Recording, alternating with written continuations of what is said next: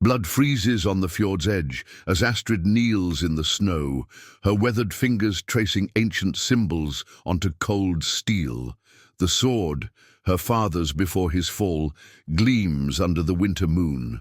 Frost bites at her skin, but she does not falter. Each rune is carved with precision, each whispered prayer rising like smoke into the night. Her clan sleeps behind thin walls, unaware that tomorrow brings a tide of shields and spears that may wash them from the world. They do not see the shadows gathering. Tall, armored women astride phantom steeds, their eyes like stars, weapons humming with forbidden magic. Will the Valkyries' ancient knowledge be enough to save her people, or will Astrid's defiance anger the gods themselves? Before we jump back in, tell us where you're tuning in from.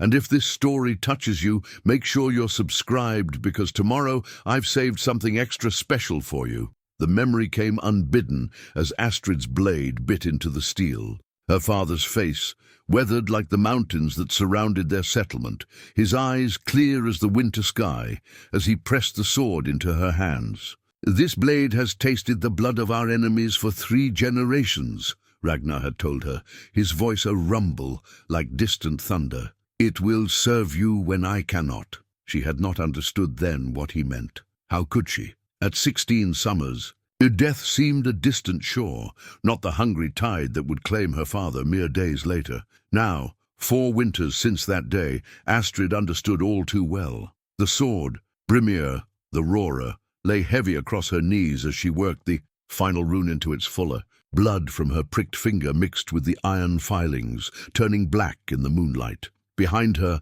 the longhouse of the Ravencrest clan stood dark against the star-strewn sky. Within its walls, 43 souls slept, unaware that their fates now rested on ancient magic and the determination of a woman many still considered too young to lead. Elder Hakon had made that clear enough at council. "We should offer tribute," he had insisted, his rheumy eyes narrowing beneath bushy, white brows. "Jarl Bloodaxe's forces outnumber ours 3 to 1. Better to bend the knee than break the neck." "My father never knelt," Astrid had countered, her knuckles whitening around her belt knife. "And neither shall I. The Ravencrest do not surrender our lands or our freedom." "Your father is dead," Hakon had spat, "along with most of our warriors. What would you have us do? Send our boys and old men to be slaughtered?" The question hung in the air like the blade of an executioner, and Astrid had no answer, not then. But now, as the final rune took shape beneath her knife, she felt something stir in the air around her. The hairs on her arms stood on end despite the bitter cold.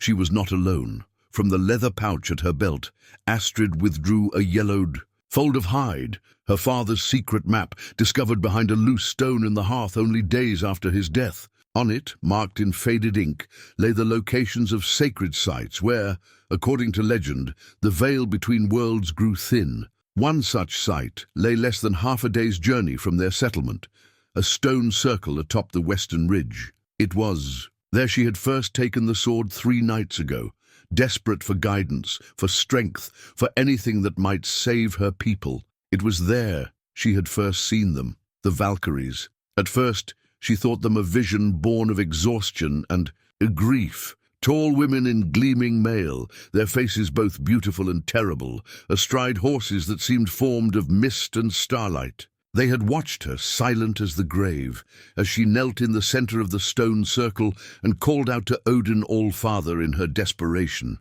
No answer came that night, but when she returned to her bed, dreams of battle and blood and victory filled her mind. Runes appeared, burning bright against darkness, and a voice like the clash of swords whispered their meanings into her ear. When she woke, her fingers itched to carve those symbols into Brimir's blade. For 3 days she had studied the runes, committing each to memory. For 3 nights she had returned to the stone circle, and each night the Valkyries had appeared, more substantial than before, watching her with eyes that held the wisdom of 1,000 battles. Tonight would be different. Tonight she would finish the work, and with it seal her fate and the fate of her clan. The final rune, Tiwaz, the warrior's mark, took shape beneath her knife. As she traced the symbol of the war god, a wind rose from nowhere, swirling around her in a counterclockwise spiral. The snow at her feet lifted,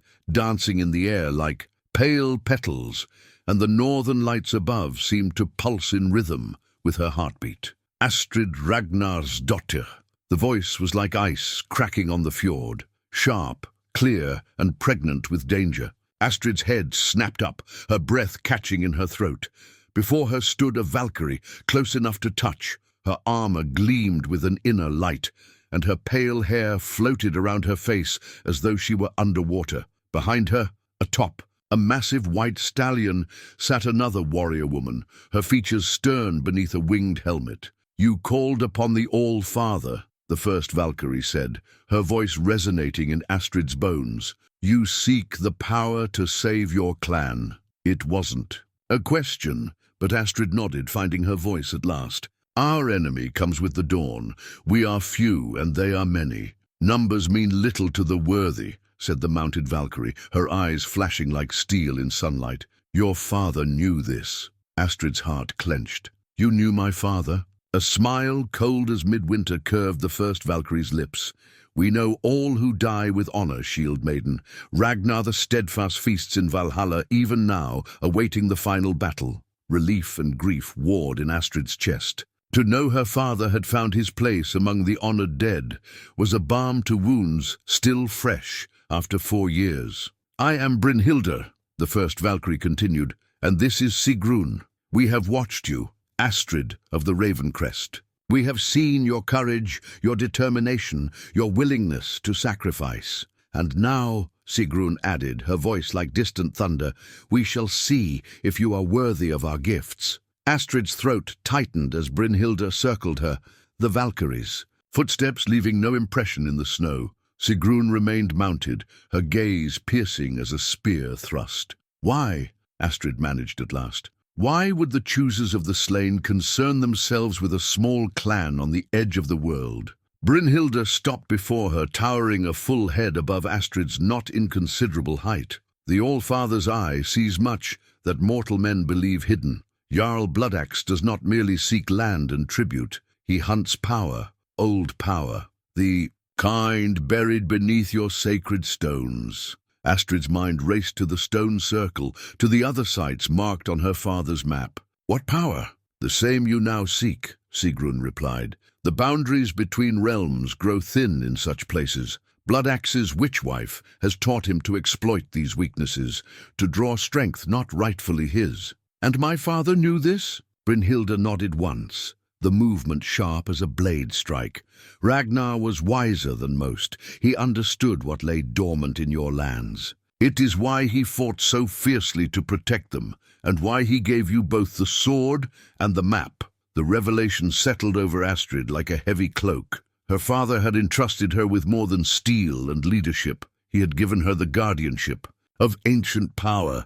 Her fingers tightened around Brimir's hilt. "I have carved the runes as the dreams showed me," she said. "What now?" In answer, Brynhildr extended her hand, palm up.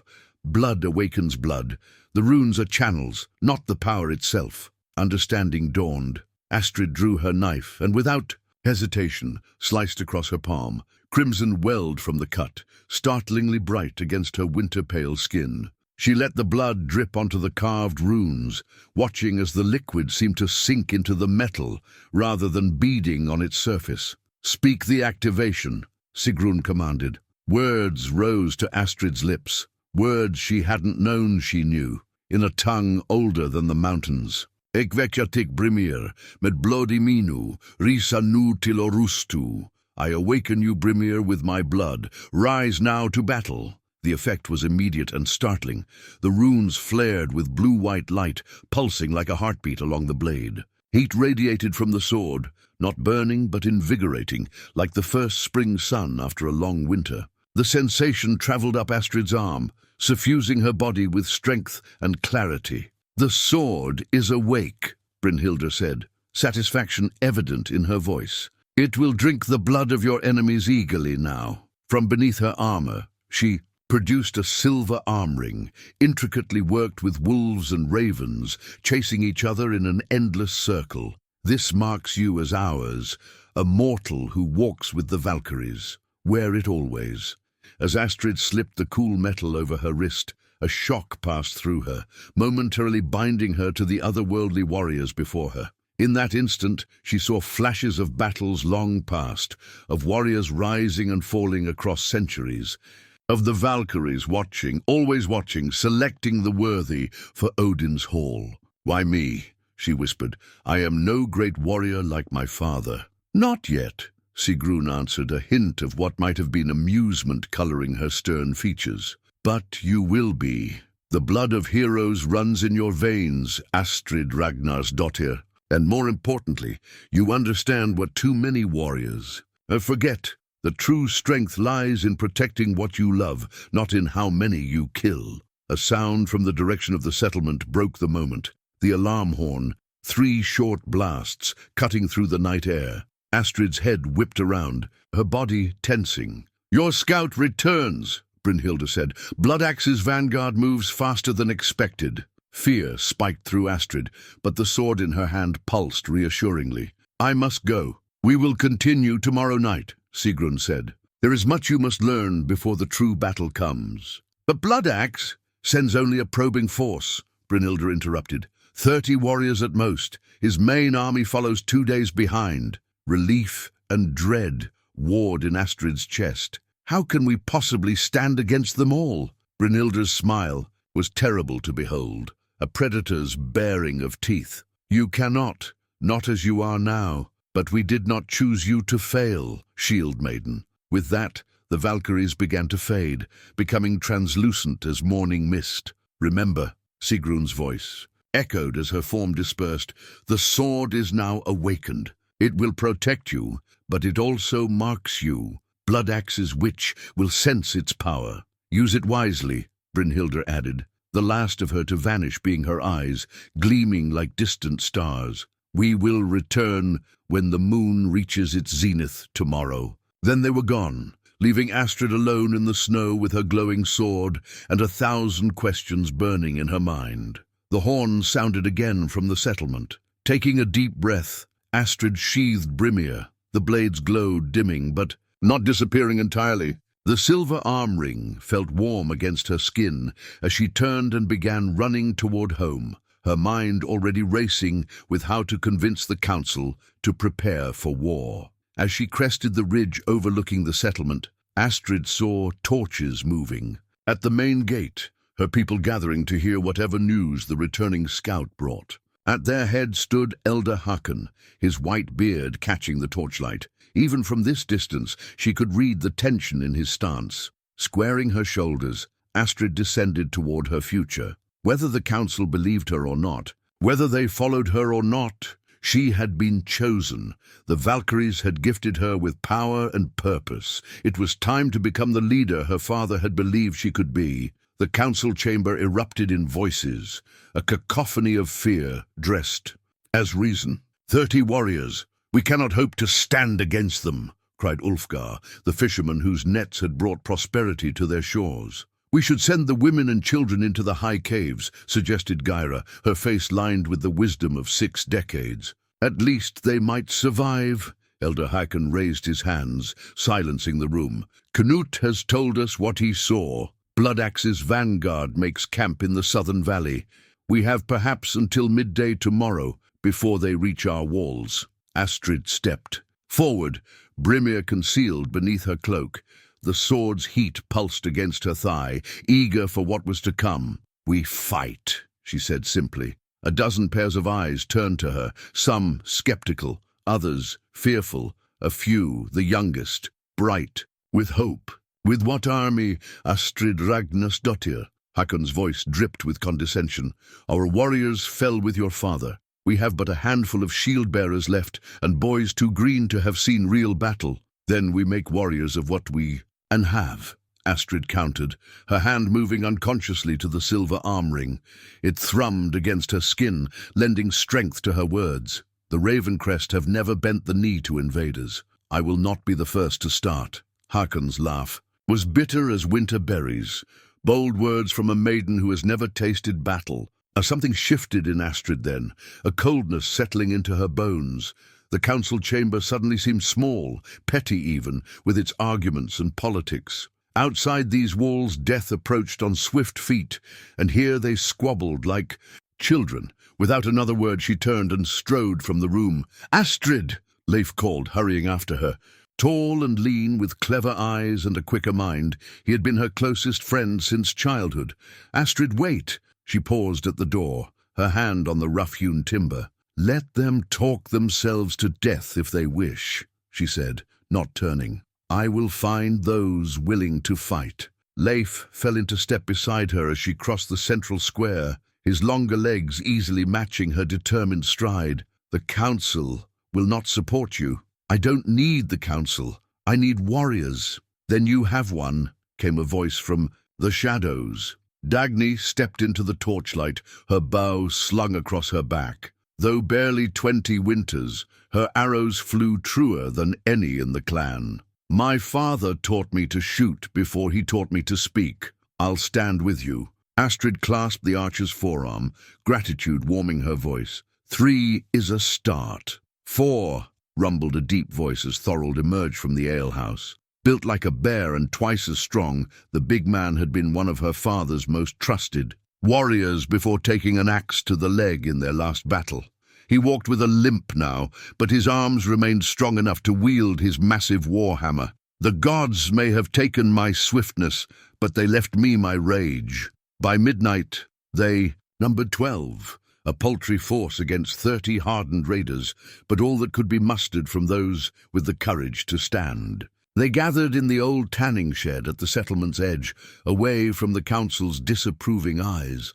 Astrid studied the faces around her. Leif, with his sharp mind and sharper daggers.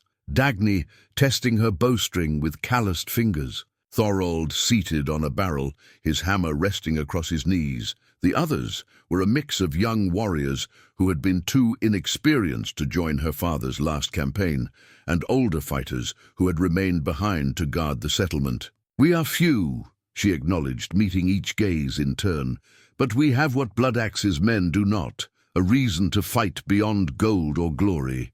We fight for our homes, our families, our very survival." She unsheathed Brimir, and gasps rippled through the group as the rune-carved blade gleamed with inner light. "The old gods have not abandoned us," she continued, raising the sword. "This night I spoke with the Valkyries themselves, and they have blessed our cause." Murmurs of disbelief mixed with awe. Thorold leaned forward, his skeptical eyes fixed on the glowing blade. "The Valkyries are choosers of the slain, not saviors of the living," he said gruffly. "What game do you play, Astrid?" In answer, she touched the blade's edge with her thumb, drawing a bead of blood. The runes flared brighter, and a wave of power radiated outward, washing over the assembled warriors. Each felt it differently, a surge of strength, a clarity of vision, a warming of blood long chilled by fear.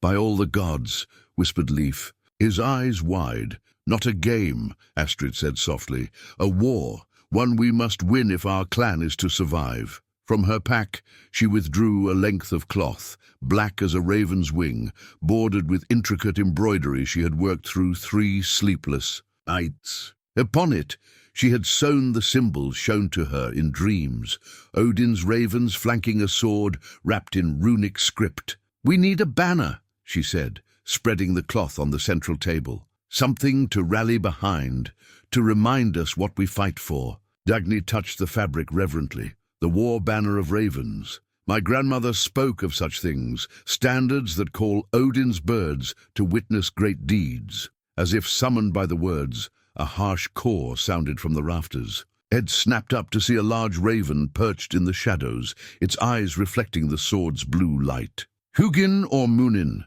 breathed Leif, naming Odin's legendary ravens, Thought and Memory. "An omen," said Thorold. All skepticism fled from his voice. "The All-Father watches." Astrid felt a chill that had nothing to do with the winter air. The Valkyries had warned her that activating the sword would draw attention, not just from the gods, but from enemies as well. Somewhere in the darkness, Bloodaxe's witch might already be sensing the power awakening in the Ravencrest settlement. "We move before dawn," she decided, rolling up the banner. "Canute, you said the vanguard camps in the southern valley." The scout nodded. near the old oak grove. They've posted sentries, but they're confident, drinking and boasting loudly when I left. Overconfidence is a warrior's greatest weakness, Thorold said with a grim smile. We can use that. As the group bent over rough maps, planning their ambush, Astrid felt the weight of leadership settling onto her shoulders, heavier than any mail, yet strangely fitting. This was what her father had prepared her for, though neither of them had known how soon the mantle would pass.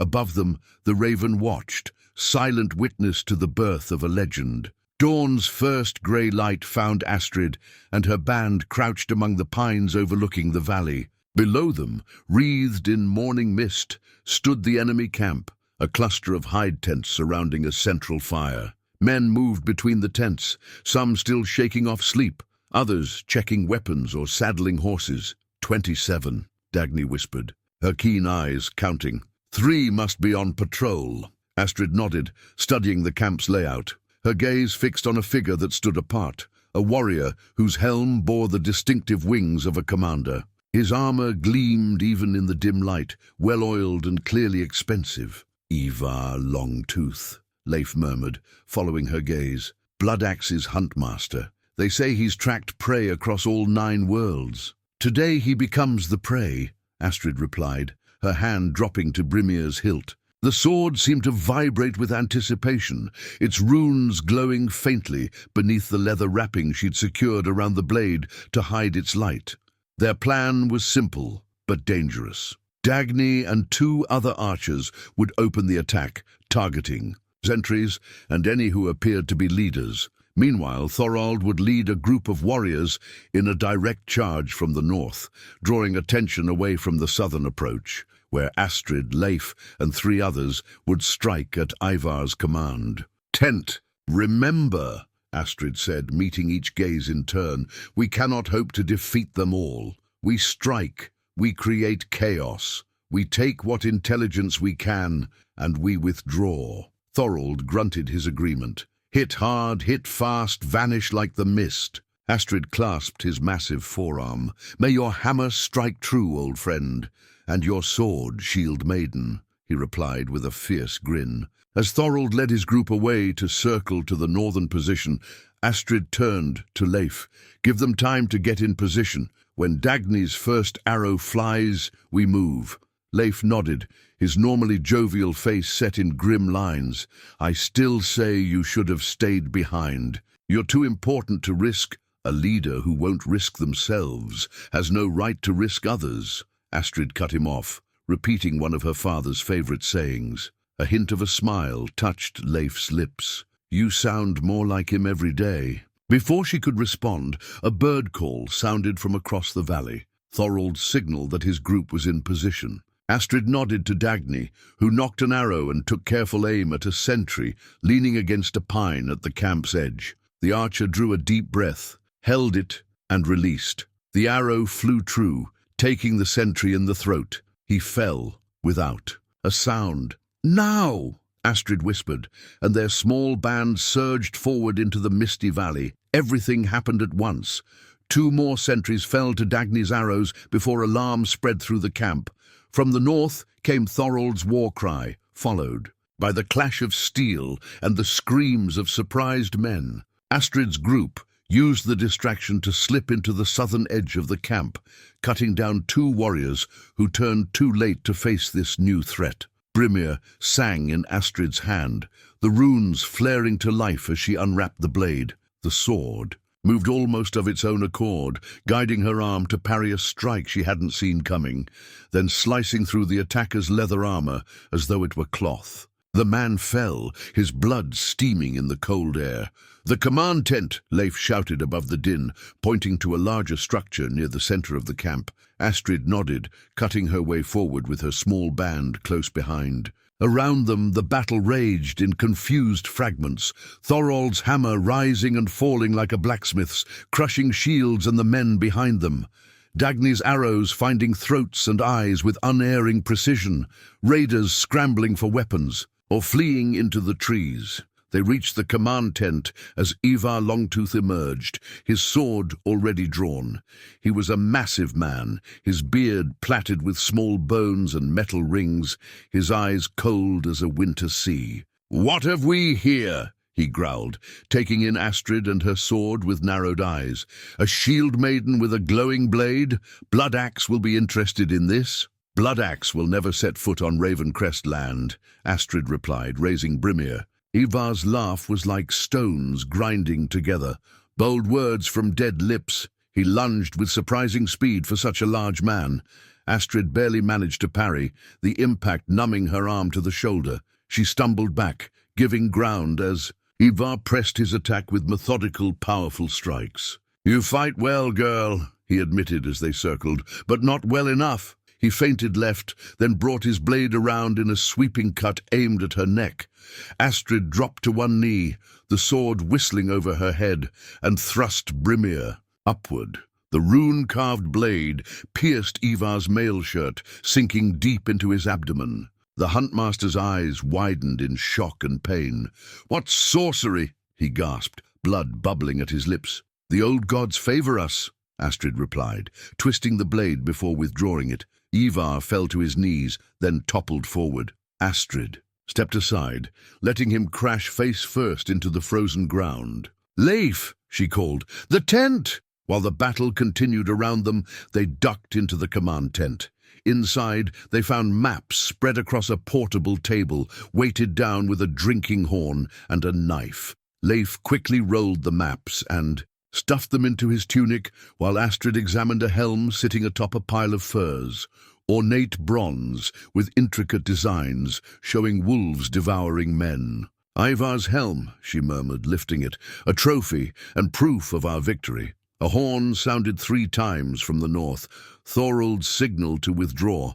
Their raid had achieved its purpose. "Time to go," Leif said, already moving toward the tent flap. As they emerged, Astrid raised the captured helm high. "Ivar Longtooth is fallen," she shouted. "Back to the trees!" Her warriors began disengaging, fighting their way back toward the forest's edge. Several of Bloodaxe's men, seeing their leader, dead and uncertain what to do, hesitated long enough for the Ravencrest fighters to gain distance. They regrouped in the pines, accounting for their numbers. 2 were wounded, one with a slash across the shoulder, another limping from a spear thrust to the thigh, but miraculously, none had fallen. "A good omen," Thorold panted, his beard matted with blood not his own. "The Valkyries truly watch over us." As they made their way back toward the settlement, Astrid felt a curious mixture of elation and dread. They had struck a blow against Bloodaxe's forces, yes, but also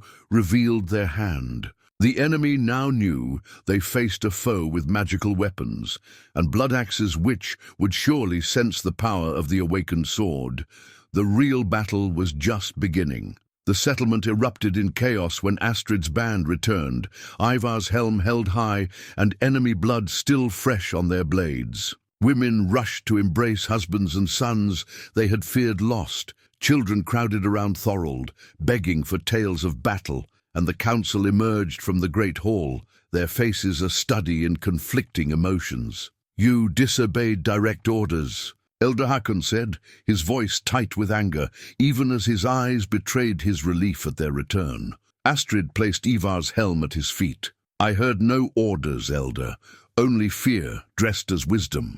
A murmur ran through the gathered crowd. Hakon's face darkened, but before he could respond, Leif stepped forward, unrolling the captured maps. "Bloodaxe's main force numbers over 200 warriors," he announced, pointing to markings on the parchment. "They march along the coastal road and will reach the southern valley in 2 days." 200, Gyra gasped. "We are finished." "No," Astrid countered, her voice carrying across the square. "We have something Bloodaxe does not expect." She erased Brimir, allowing the runes to glow visibly for the first time in public.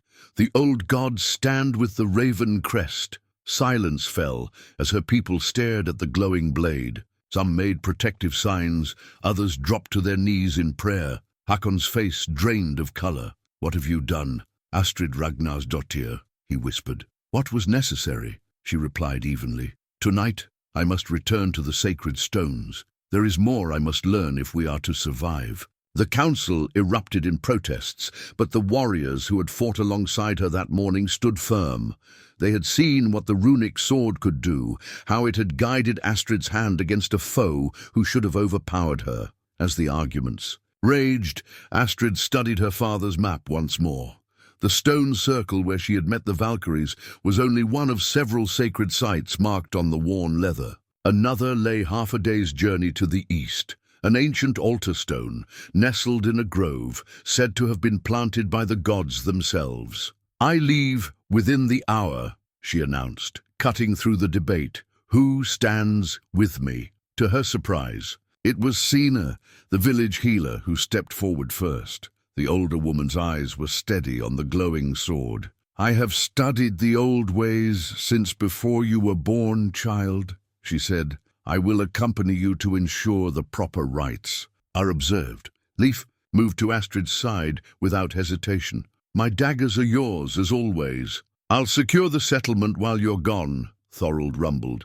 "These old bones need rest before the next battle." Dagny shouldered her bow. "I'll watch your back. There may be more of Bloodaxe's scouts in the hills." As the sun began its descent toward the western mountains, the small party set out, following the faded markings on Ragnar's map. They moved swiftly through pine forests and across frozen streams, alert for any sign of enemies. "Your father visited these places often," Sina said as they walked, her voice low enough that only Astrid could hear. "Many thought him merely obsessed with the old tales, but I suspected there was more to his pilgrimages." Astrid glanced at the older woman. "You knew?" Sina's smile was slight, but knowing. "I am a healer. I listen to what others ignore, the whispers of the earth, the secrets carried on the wind." Ragnar understood that power slept in these hills, power older than our people. "Why didn't you speak of this before?" "Some knowledge is a burden until one is ready to bear it."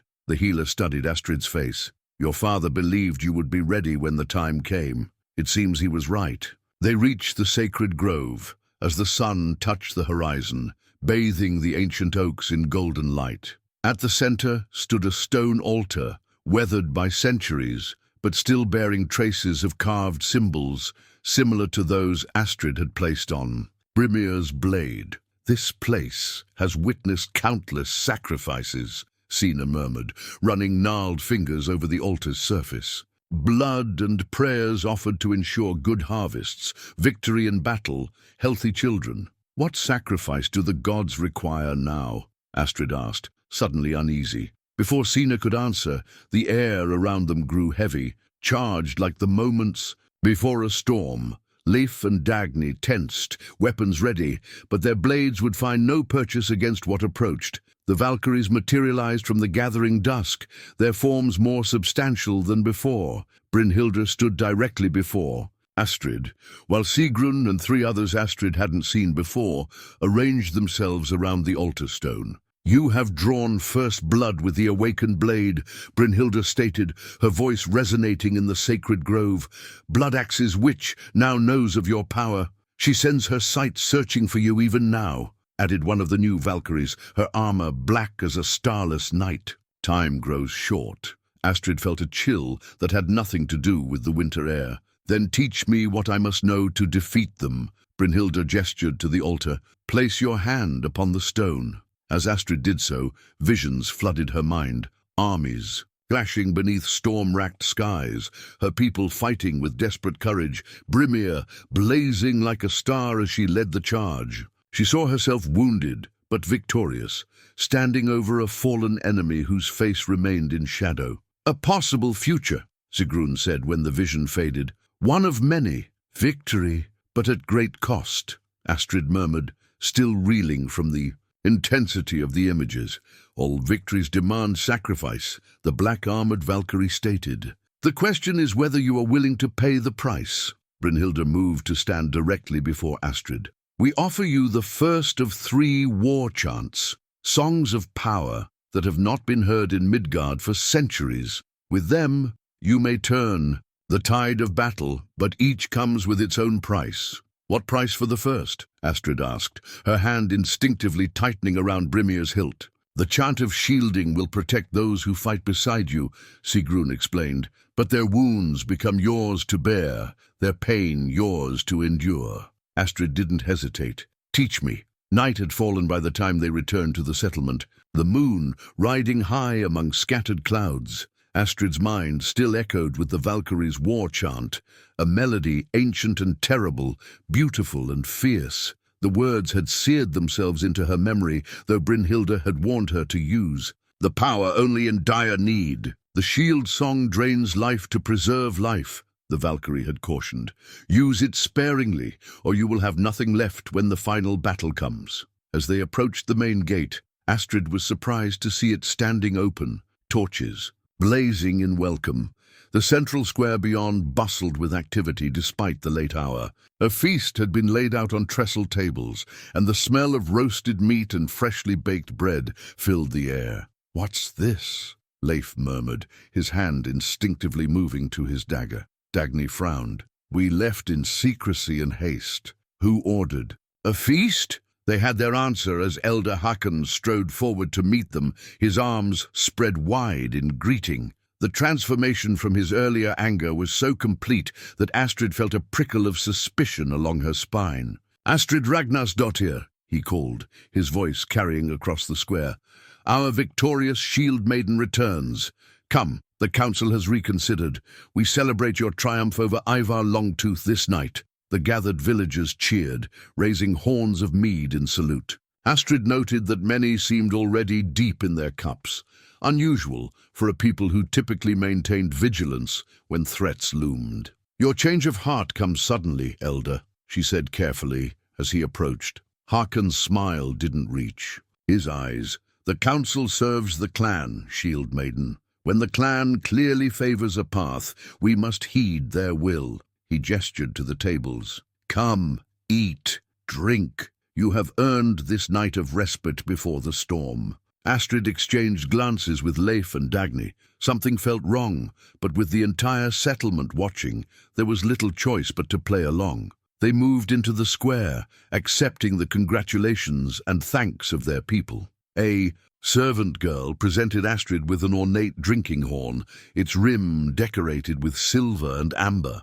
"The ceremonial horn," Håkon explained with a slight bow, "reserved for heroes and jarls. Drink deep, Shield Maiden." The horn was heavier than it looked, filled to the brim with honeyed mead. Astrid raised it in salute to the gathered crowd, then paused as the silver arm ring given to her by the Valkyries suddenly turned cold against her skin. A warning. In the same moment, Dagny appeared at her elbow, seemingly stumbling drunkenly against her. "Don't drink," she whispered urgently, her lips barely moving.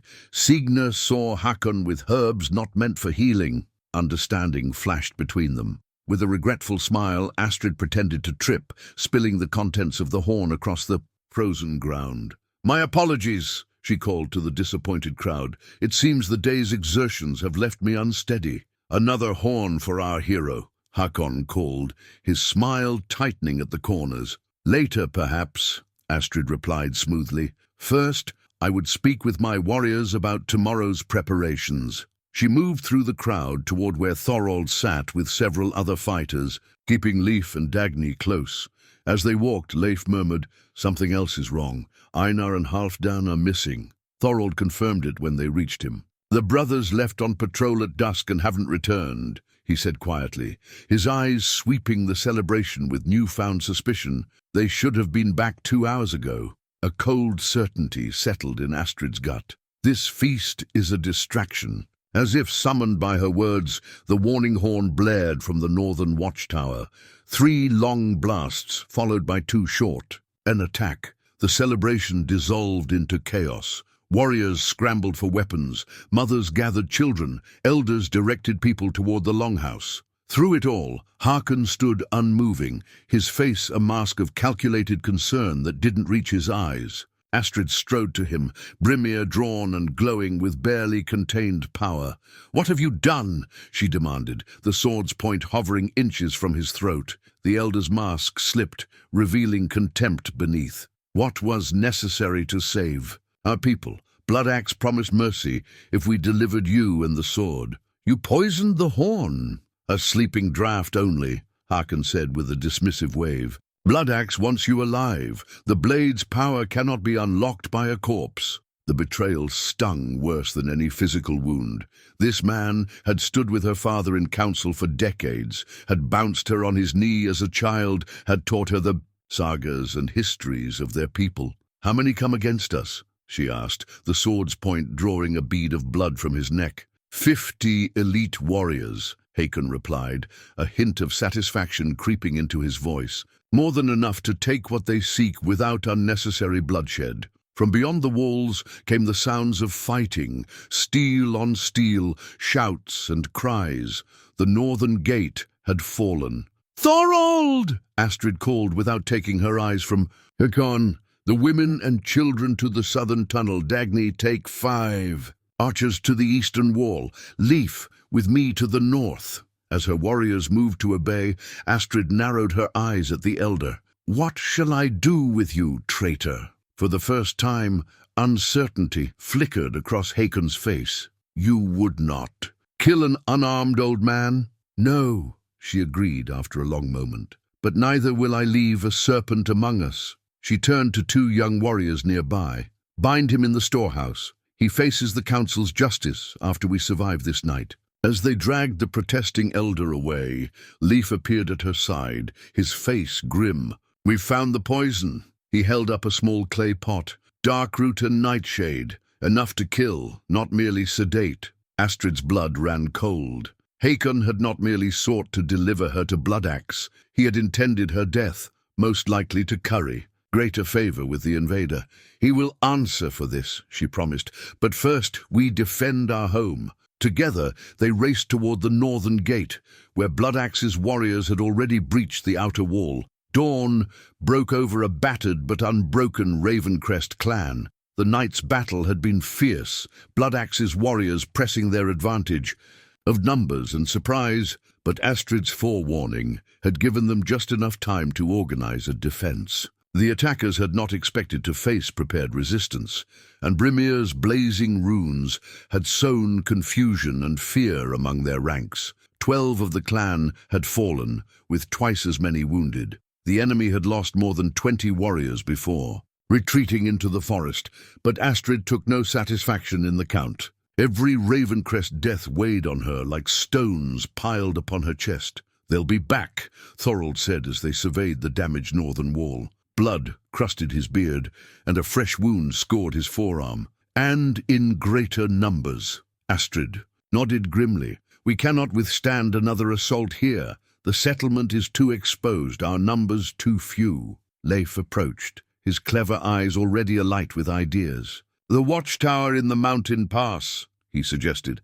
"My father always said it was built to hold off armies with just a handful of defenders." The ancient watchtower stood at the narrowest point of the pass that connected the coastal lowlands to the high valley where the Ravencrest had made their home for generations. Built by their ancestors in a time when clan warred against clan, it had fallen into disuse during the decades of relative peace. "How quickly can we ready it?" Astrid asked. "A day, perhaps 2, Leif answered. "The stone walls still stand strong, though the wooden floors and roof will need work." Dagny joined them, her quiver empty after the night's fighting. "The old ones speak of traps built into the pass itself, rockfalls that could be triggered, hidden pits." A plan began to form in Astrid's mind. The watchtower's position was defensible by a small force, and if they could slow Bloodaxe's advance with traps and ambushes, "We evacuate the settlement," she decided. "Everyone to the high caves beyond the tower. Thorold, select 20 warriors to hold the tower with us. Leif, you'll oversee the traps." By midday, the Ravencrest were on the move, a somber procession of families carrying what possessions they could manage, the wounded borne on improvised stretchers, children and elders helped along by the stronger adults. They followed the old trading path that wound up through the forested slopes toward the mountain pass. Astrid walked at the column's head, her eyes constantly scanning for threats. Brimir hung at her side, temporarily dormant but still radiating a subtle warmth against her thigh. The Valkyries had not appeared since teaching her the shield song, but the silver arm ring, occasionally grew warm or cold, as if responding to unseen dangers. They reached the watchtower by late afternoon. The structure rose from the mountainside, like a stone fist thrust up through the earth, 3 stories of weathered granite overlooking the narrowest part of the pass. Below it, the path wound between sheer cliffs, barely wide enough for 3 warriors to walk abreast. A good killing ground, Thorold observed with grim satisfaction. They'll have nowhere to maneuver, nowhere to flank us, while the bulk of the clan continued toward the caves beyond. Astrid's chosen defenders set to work preparing the tower and the pass. Under Leif's direction, they rigged rockfalls that could be triggered by cutting support ropes, dug concealed pits filled with sharpened stakes, and prepared oil that could be ignited and poured from the tower's heights. As dusk approached, Astrid climbed to the tower's highest level. From there, she could see all the way down to the lowlands, where their settlement lay abandoned. No movement yet, but Bloodaxe's forces would not be far behind. Leif joined her, wiping sweat from his brow despite the cold. "We've done what we can with the time we had," he said, leaning against the stone parapet. "The warriors are setting. The last of the traps now." Astrid nodded, her eyes still fixed on the distant landscape. "Will it be enough? Against 200? No." Leif's honesty was one of the things she had always valued most about him. "But we might bloody them enough to force a parley." "Bloodaxe doesn't strike me as a man who parleys," Astrid replied. "Then we make him one," Leif suggested. "Every leader has a breaking point, a number of losses they cannot sustain. We find Bloodaxes, and we break him there." A raven landed on the parapet between them, its black feathers gleaming in the fading light. It fixed Astrid with an unnervingly intelligent gaze before cawing once and taking flight again, circling the tower 3 times before winging its way north. "Another sign," Leif murmured. Astrid's hand moved to the silver arm ring. "The Valkyries promised to teach me 3 war chants. I've learned only the first, the shield song. And when will they teach the others?" "When I'm ready," she answered, though doubt crept into her voice. "If I'm ready." The next morning brought news from their scouts. Bloodaxe's main force had reached the abandoned settlement and was preparing to march on the mountain pass. They would arrive by midday. Astrid gathered her defenders in the tower's main hall, where a fire blazed in the restored hearth. 20 warriors, all that could be spared from protecting the clan in the caves beyond. Their faces showed a mixture of determination and fear, hope and resignation. "Bloodaxe comes with 200 warriors," she told them without preamble. "We are 21. "Sounds like nearly fair odds," quipped Thorold, drawing nervous laughter from the others. Astrid allowed herself a small smile. "The odds favor us more than they know. We hold the high ground, we know the terrain, and we fight for our homes and families." She drew Brimir, the runes flaring to life at her touch. "And we have the favor of the old gods." She raised the glowing sword. "I cannot promise victory without cost. I cannot promise that all who stand here will live to see tomorrow's sunset.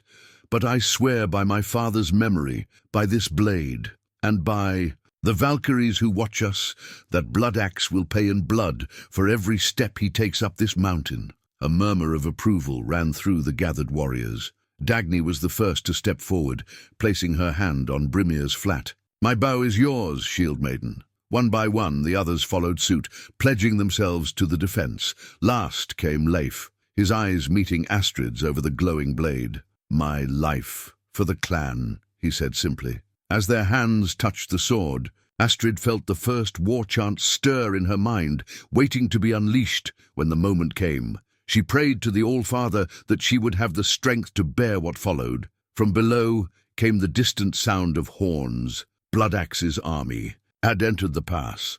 Bloodaxe's warriors advanced in a tight column, shields locked, moving cautiously up the narrow pass. Their discipline spoke of experienced fighters, not the common raiders Astrid had hoped for. At their head marched a figure in gleaming mail, a great double-bladed axe resting across his shoulders, Jarl Bloodaxe himself leading from the front. "He doesn't lack for courage," Thorold grudgingly admitted as they watched from the tower. Courage is not virtue when it serves evil ends, Astrid replied, though she too felt a reluctant admiration for the enemy leader's willingness to share his men's risks. Leif gave the signal, and their first trap sprung. A hidden rope was cut, releasing a cascade of boulders that thundered down the mountainside. The vanguard of Bloodaxe's columns scattered, some crushed beneath the rolling stones, others pinned against the cliff face. Confusion rippled through the enemy ranks. "First blood to us," Dagny murmured, knocking an arrow to her bow. The archers loosed their first volley, targeting the officers identifiable by their more elaborate helms.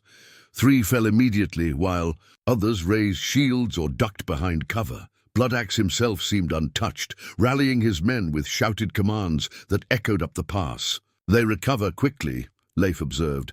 "The second trap is ready?" Astrid nodded. When they reached the narrows, the enemy advanced more cautiously now, shields raised overhead as well as to the front, testing the ground before committing their weight. They reached the narrowest part of the pass, a stretch where the path squeezed between 2 jutting spurs of rock, forcing them to break.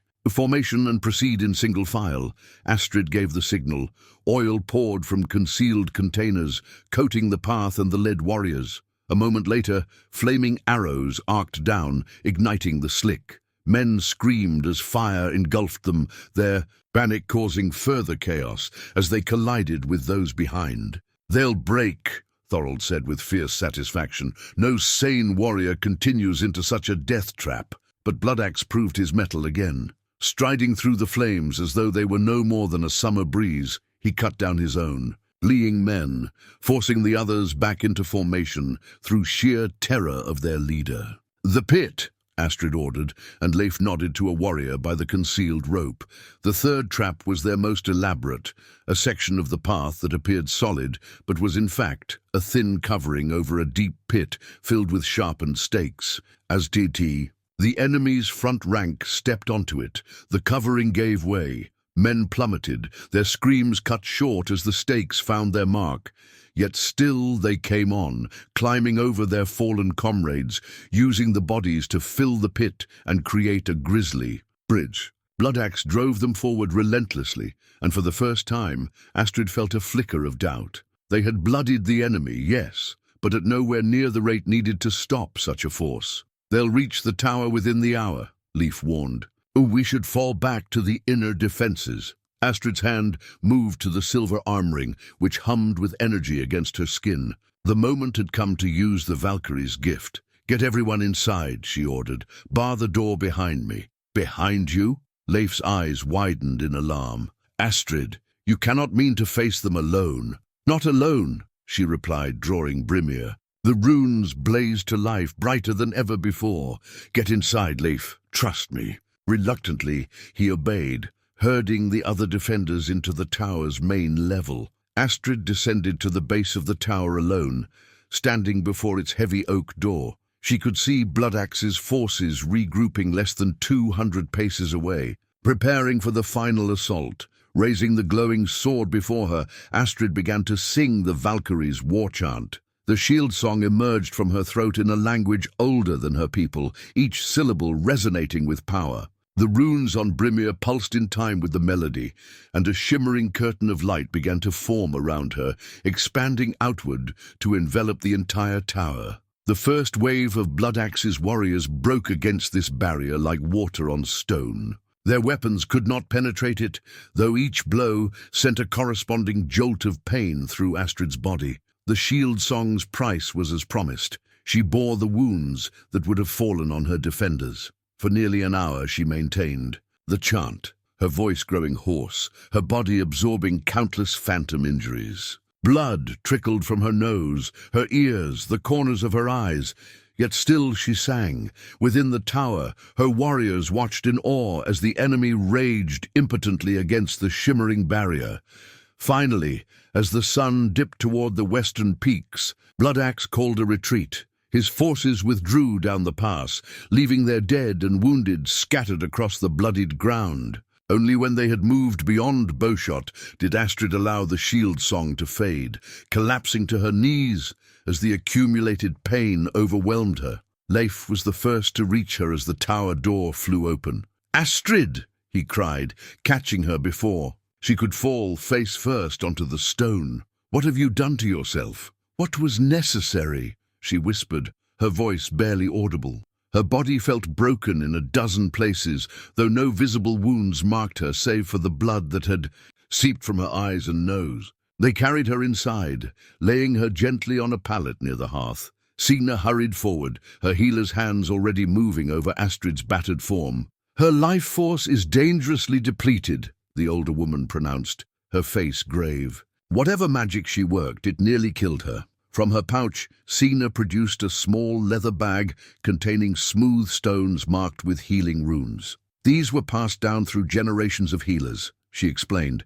as she placed the stones in a circle around Astrid's pallet. "They may help restore what was lost." As the stones touched the floor, they began to glow with a soft green light. Astrid felt warmth spreading through her limbs, dulling the worst of the pain, though the bone-deep exhaustion remained. "Will she recover?" Leif asked, his voice tight with concern. Sina's expression was guarded. "Her body will heal given time, but such magic exacts other prices that no healer can mend." In her pain-hazed state, Astrid became aware of another presence in the tower, tall figures observing from the shadows, visible only to her. Brynhilda stepped forward, her spectral form passing through the mortal defenders as though they were mist. "You have used the shield song well," the Valkyrie said, her voice echoing in Astrid's mind rather than her ears. "But its power has limits, as does your mortal frame." They'll come again," Astrid managed through cracked lips.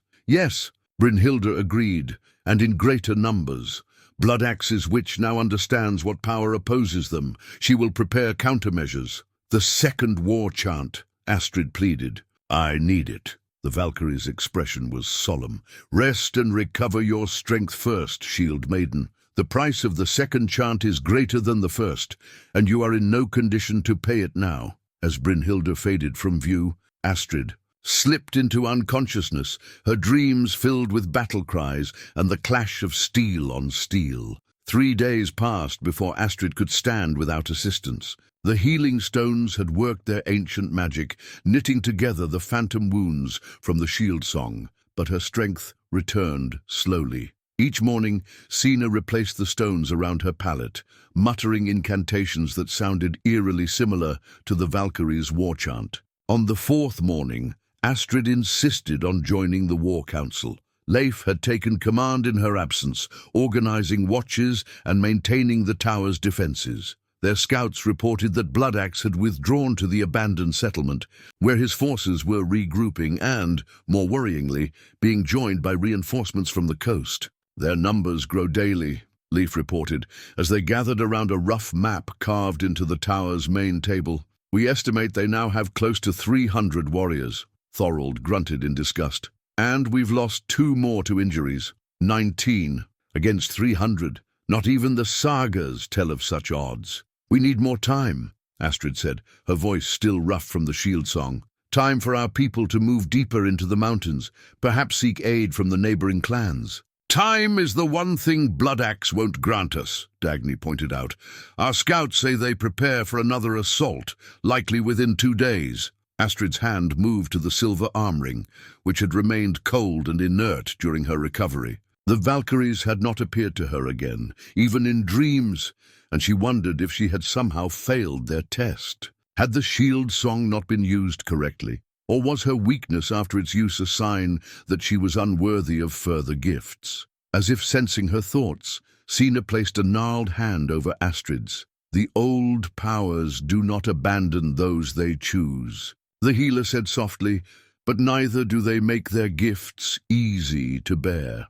After the council dispersed, Astrid climbed to the tower's roof, needing solitude to clear her thoughts. The afternoon sky was unnaturally dark, heavy clouds gathering over the mountains, though no storm had been forecast by the weather readers. From a pouch at her belt, she withdrew a smooth stone about the size of her palm, etched with weather. Runes. It had been her mother's, used to predict the coming of storms and favorable winds for fishing. Astrid had carried it since childhood, more as a memento than a magical tool, but now she ran her fingers over the carved symbols, wondering. The boundary between worlds grows thin in places of power, she murmured, recalling Brynhilda's words, and thinner still in times of great need. On impulse, she pricked her finger with her knife and let a drop of blood fall onto the central rune. Nothing happened for a long moment, then the stone grew warm in her hand, the etched symbols beginning to glow with a faint blue light similar to Brimir's runes. Above her, the clouds darkened further, swirling in an unnatural pattern. Wind rose suddenly, whipping her hair around her face and tugging at her clothing. The temperature plummeted, and within moments, snow began to fall, not the gentle flakes of a winter shower, but sharp, driving pellets that stung her exposed skin. Alarmed, Astrid tried to wipe the blood from the stone, but the storm only intensified. Lightning cracked across the sky, followed by thunder that shook the very foundations of the tower. The wind howled like a living thing, like the wolves of Odin hunting across the heavens. The tower door burst open behind her, and Leif struggled onto the roof, fighting against the gale. "What's happening?" he shouted above the storm's roar. "This is no natural weather." "The weather stone," Astrid called back, holding up the glowing rune-carved rock. "I activated it with blood, but I cannot control it." Understanding dawned in Leif's eyes, followed quickly by concern. "You've called a storm to delay Bloodaxe's advance."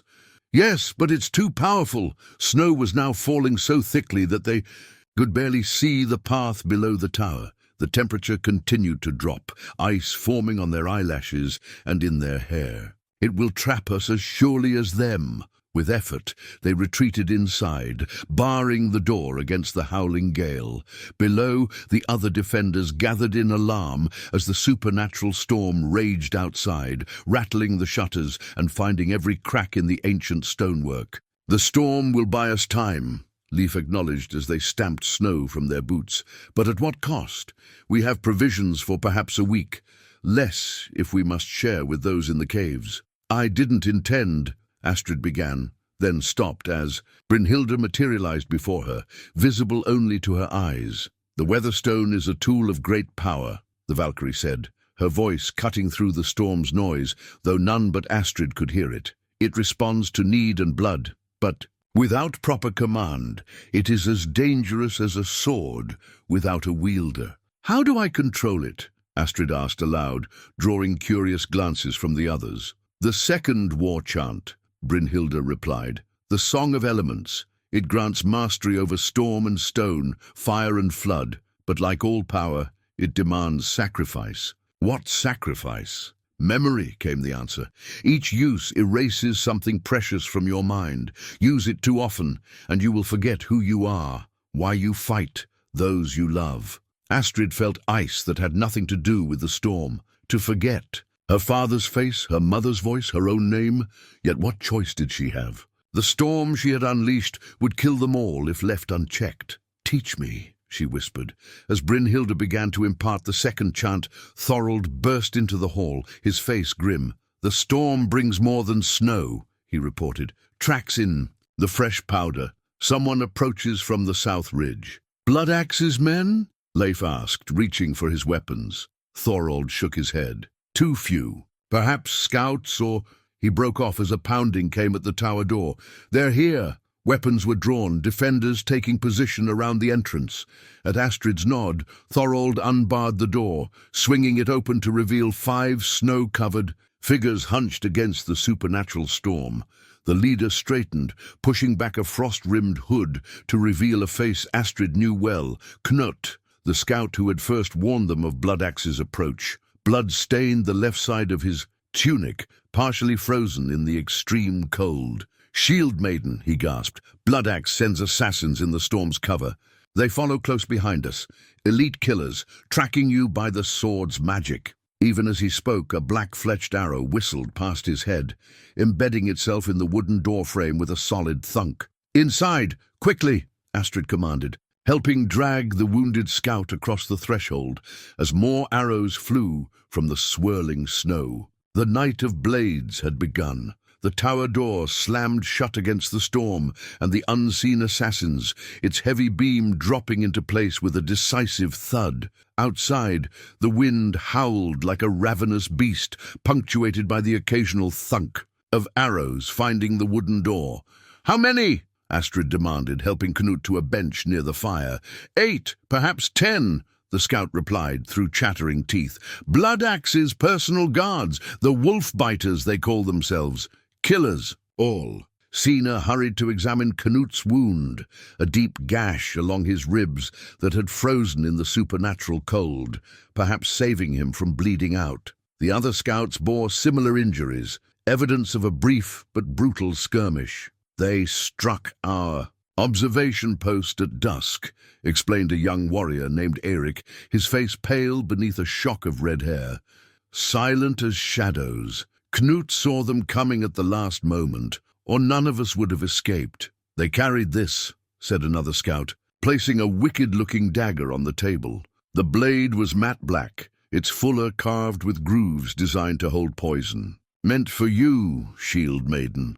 Astrid studied the assassin's dagger, noting the distinctive craftsmanship. "Blood axe grows desperate if he sends his wolf biters in such weather." "It's not Blood axe who hungers for your death," Knut said grimly, wincing as Sina cleaned his wound. "They spoke of a woman, a Völva, who senses your sword's power. She fears it and wants you dead before you master its magic." The witch Brynhilda had warned about. Astrid exchanged glances with Leif, seeing her own concern mirrored in his eyes. If their enemy employed a Völva of significant power, the coming battle would be fought with sorcery as well as steel. "They cannot breach the tower easily," Thorold asserted, running a hand over his beard. "Not with so few, even if they are elite warriors." "They don't need to breach it," Leif countered, his expression troubled. "Assassins work through guile, not force. Poison, fire, sabotage." He was interrupted by a sharp crack from above, followed by the sound of splintering wood. All eyes turned to the ceiling. "The roof access," Dagny realized, already nocking an arrow to her bow. "Thorold! Dagny! With me!" Astrid commanded, drawing Brimir. The runes flared to life, illuminating the dim hall with blue-white light. "Leif, secure the main door with the others." They raced up the narrow stone stairs to the tower's second level, then up the wooden ladder to the trapdoor that led to the roof. It shuddered under repeated impacts from above. Clearly, the assassins had scaled the outer wall despite the raging storm. Thorold positioned himself directly beneath the trapdoor, his massive warhammer raised. Dagny took cover behind. A wooden barrel arrow trained on the opening. Astrid stood to the side, Brimir glowing fiercely in the darkness. With a final crack, the trapdoor splintered.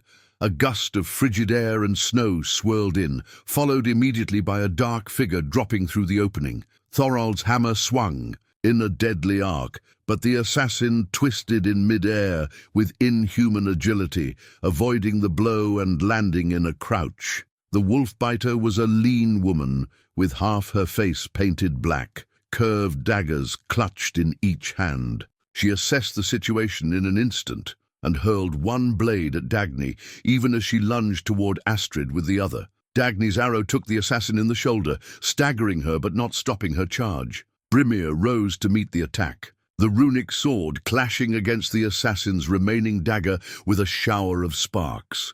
The woman's eyes widened at the sword's power, but she pressed her attack with desperate intensity. "The witch sends her regards," the assassin hissed, her blade dancing in complex patterns designed to find a weakness in Astrid's guard. Before Astrid could respond, a second wolf-biter dropped through the shattered trapdoor. Thorold was ready, this time his hammer catching the man squarely in the chest with a sickening crunch. The assassin crumpled, but a third was already slipping through the opening. The tower erupted into chaos.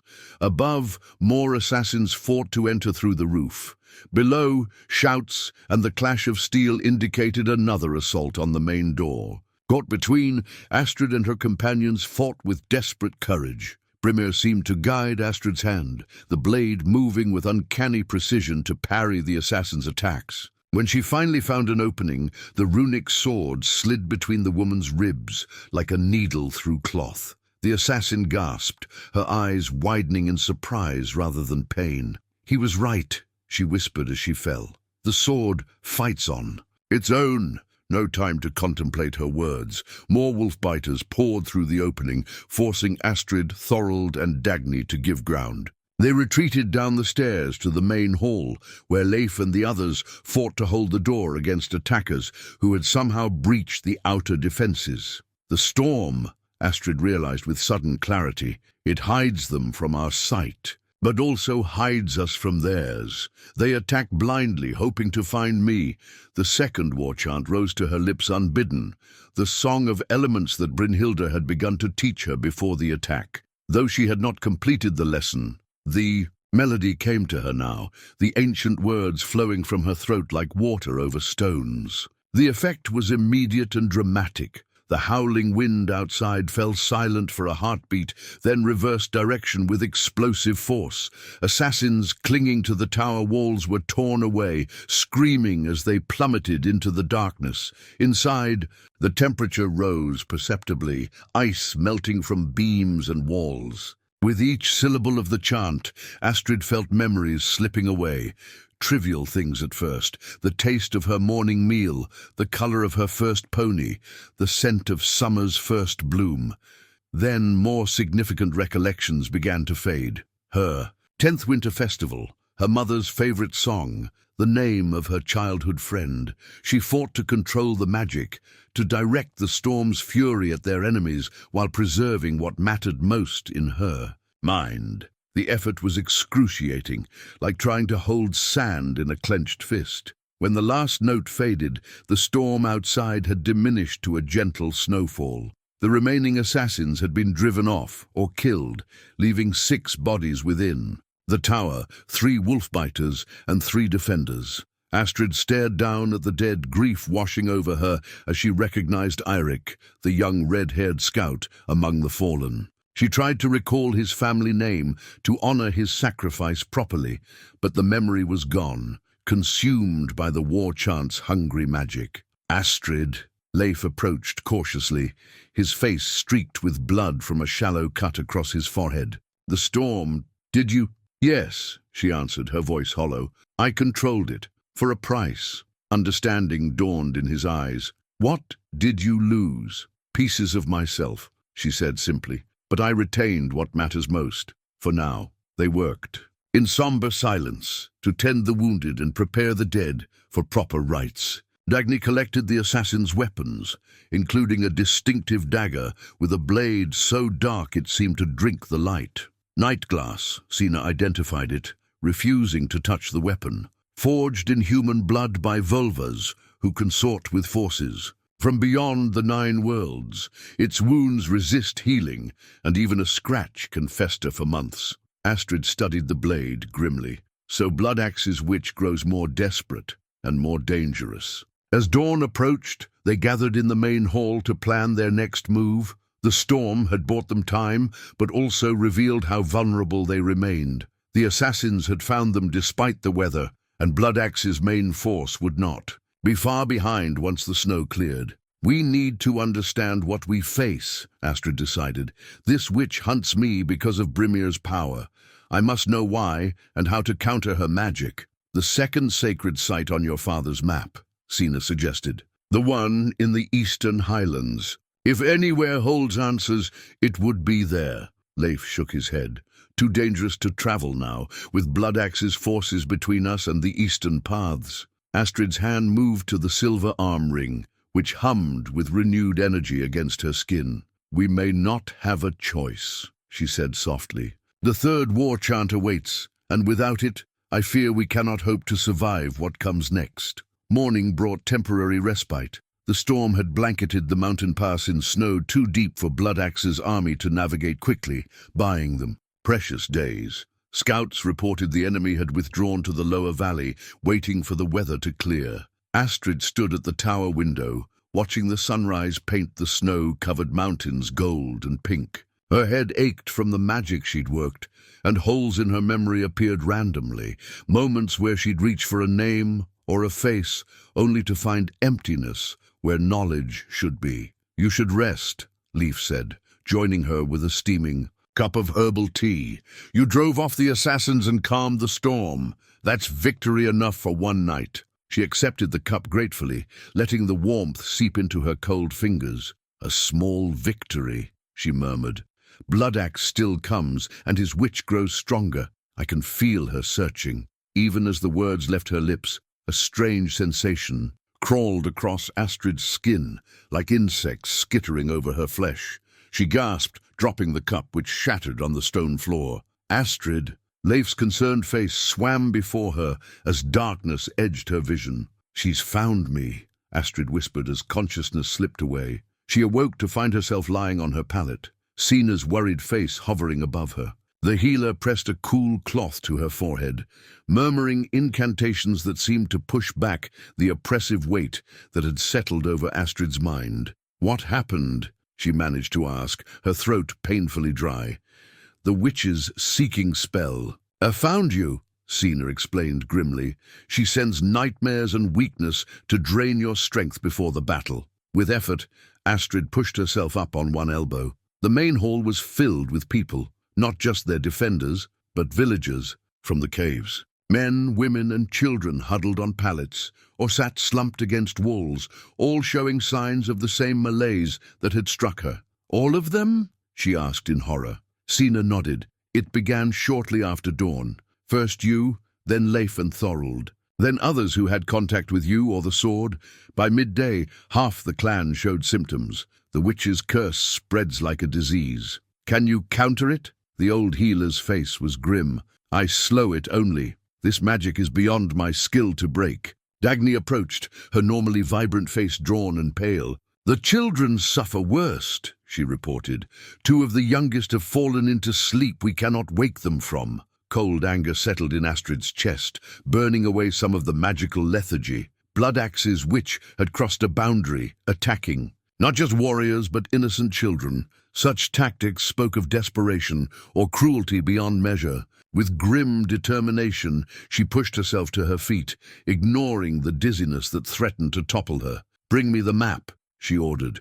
We must find a way to the eastern sacred site. Leif produced her father's worn leather map, spreading it on a nearby table. His hands trembled slightly, a sign that he too fought the witch's curse. The main paths are watched, he said, tracing the usual routes with his finger. But there's an old hunting trail that skirts the southern ridge. Difficult terrain, especially in snow, but it might allow a small party to pass undetected. Astrid studied the route. It would add half a day to the journey, perhaps more in current conditions. How long? A full day there and back, if all. Oh, goes well, Leif estimated. But who can go? The curse weakens our strongest warriors. I will go, Astrid stated flatly. The curse targets me most strongly. If I leave, perhaps its hold on the others will weaken. Not alone, Leif insisted. I'm coming with you. And I, added Dagny, my bow may be needed. Sina approached, carrying a small cloth figure Astrid hadn't seen before, a crude doll with symbols stitched into its fabric in red thread. Found this hidden in the floor rushes, the healer explained. A curse doll, the focus for the witches. Magic. She must have a spy among us who planted it. The implications chilled Astrid more than the winter air. Someone within their ranks worked for Bloodaxe, perhaps one of the refugees from the caves, or even one of her trusted warriors. Burn it, she ordered. Sina shook her head. That would only release the curse to work more freely. I can contain it, perhaps even use it to shield you during your journey, but destroying it would be dangerous. While preparations were made for the journey, Astrid went to check on the most affected children. They lay on pallets near the hearth, their small faces waxy and still, breath coming in shallow gasps. Parents kept vigil, their own eyes heavy with the curse's influence. A young mother looked up as Astrid approached. Help them, shield maiden, she pleaded. They fade before our eyes. Astrid knelt beside the children, her hand moving to Brimir's hilt. The sword had been dormant since the battle with the assassins, its runes dark. Now she drew it partially from its sheath, willing the runes to awaken. For a heart-stopping moment nothing happened. Then, slowly, the familiar blue glow emerged from the etched symbols. She laid the flat of the blade gently across the nearest child's body, just above the heart. Vekja frasvefni, she whispered, awakened from sleep. The runes pulsed once, and the child stirred, eyelids fluttering. It wasn't a cure, but it seemed to push back the worst of the curse temporarily. Astrid moved to the next child, repeating the process, aware that each use of the sword's magic drew on her already depleted strength.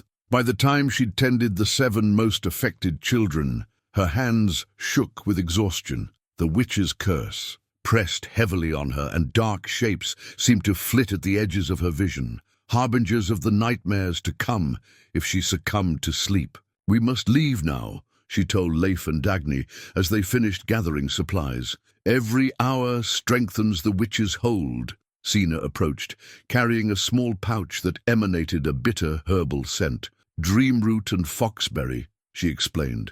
"Chew them if the nightmares grow too strong. They will keep you alert, though not without cost to your body." As they prepared to depart through a little-used postern gate, Thorold appeared, his massive frame leaning heavily on his warhammer. "I should be going with you," he growled, frustration evident in his voice. "You're needed." "Here," Astrid replied, clasping his forearm in farewell. "If Bloodaxe attacks while we're gone, no one else can hold the tower's defense." The big man nodded reluctantly. "Return swiftly, Shield Maiden. I feel in my bones that our time grows short." They slipped out into the bitter cold, the sun already westering toward the mountains.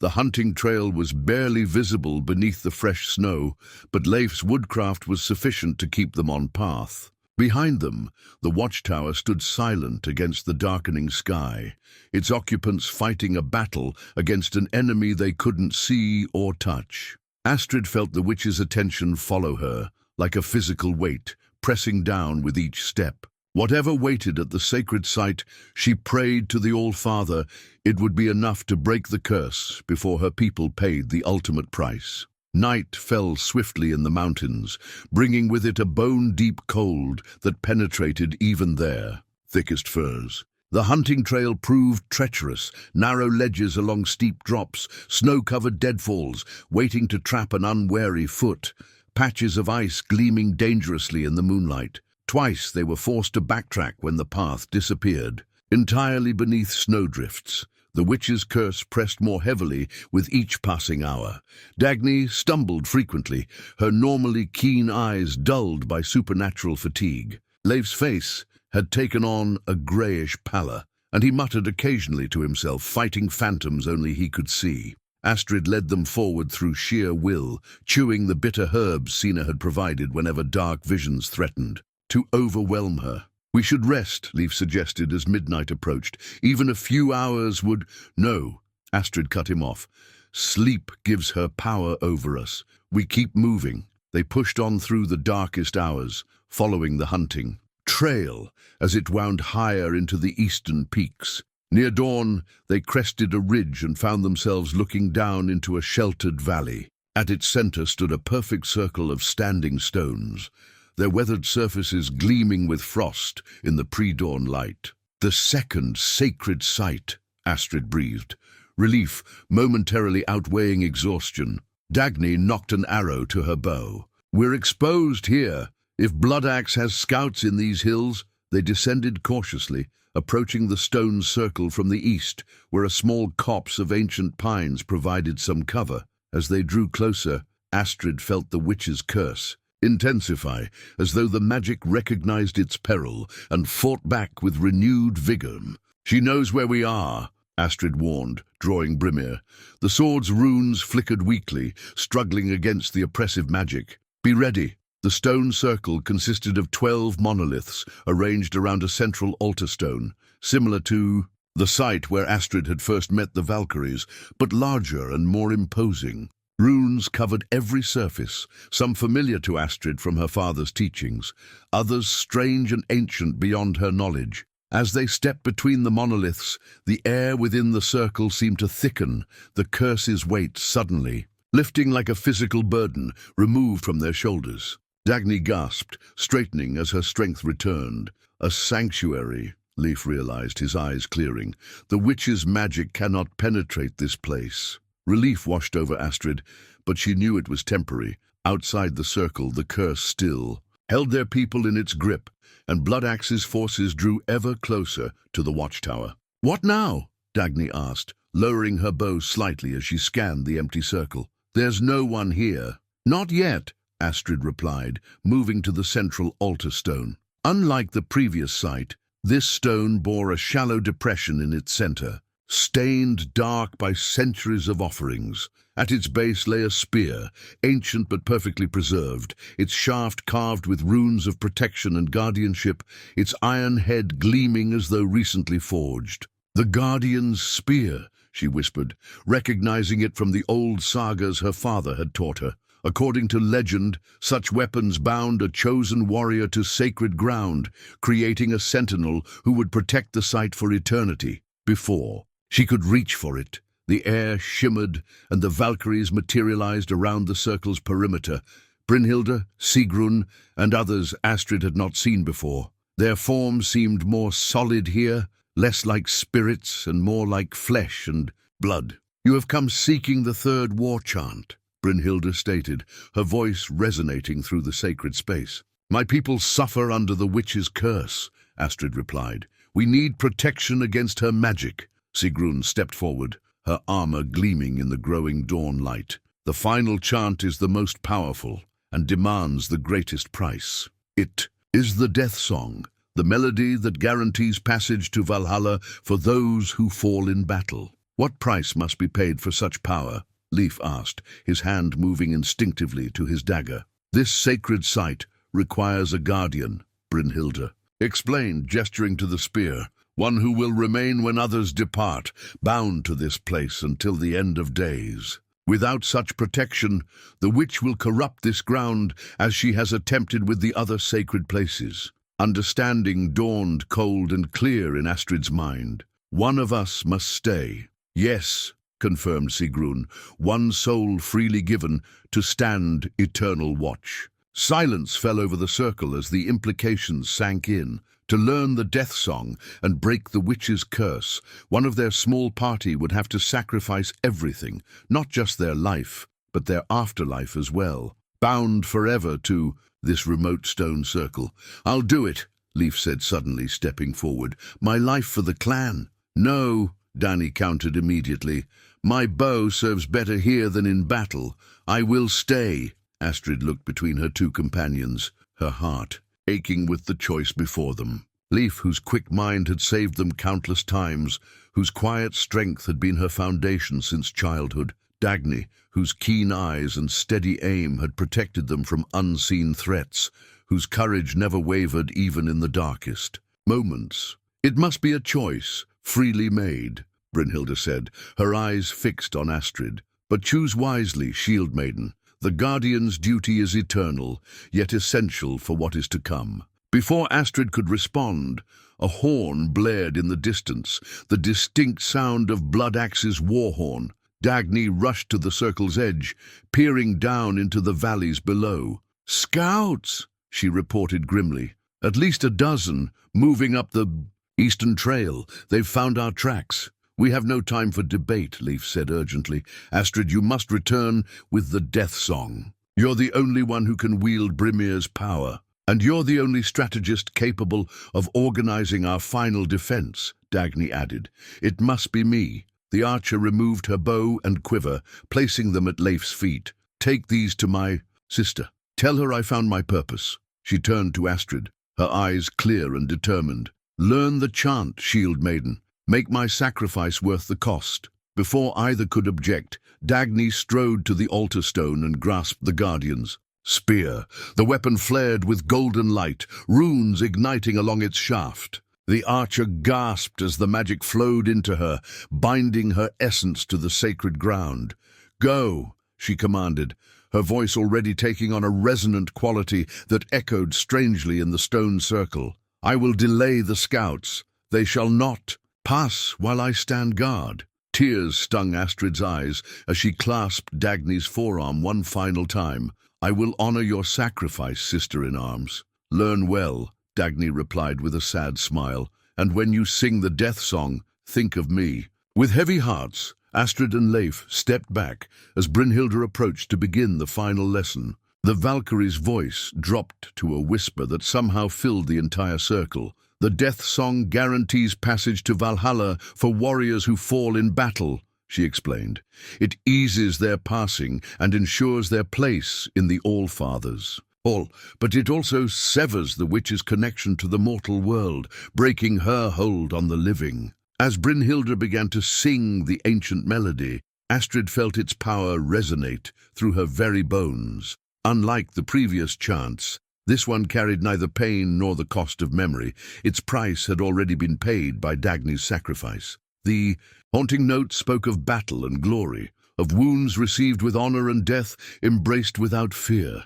It promised eternal feast and endless combat in the halls of the worthy, a reward for lives well lived and deaths well earned. When the lesson ended, Astrid and Leif prepared to depart. Dagny stood at the circle's edge, guardian spear in hand, her form already seeming more substantial and timeless. "Take the southern path back," she advised, pointing to a barely visible trail. "The scouts follow your original tracks from the north." "We will return," Astrid promised. "When this is over—" "No," Dagny interrupted gently. "My path is here now. Yours leads to battle and perhaps to victory." She straightened, suddenly looking every inch the eternal guardian. "Now, go." They approach. With a final farewell, Astrid and Leif slipped away into the morning light, the death song echoing in Astrid's mind like a promise and a warning. The return journey proved even more perilous than their outward trek. Twice they were forced to hide as Blood Axe's scouts passed nearby, and once they barely escaped an avalanche triggered by distant horns. The witch's curse no longer affected them directly. The power of the sacred circle had cleansed them of its influence, but Astrid could feel the malevolent magic searching for them, probing the mountains like ghostly fingers. They reached the watchtower at dusk, footsore and exhausted, but undetected. Thorold himself answered their knock at the imposted gate, his massive frame blocking the entrance until he recognized them. "Praise the gods," he rumbled, pulling them inside. "We feared you lost." The main hall presented a grim tableau. Pallets lined the walls, filled with clan members, in various states of distress.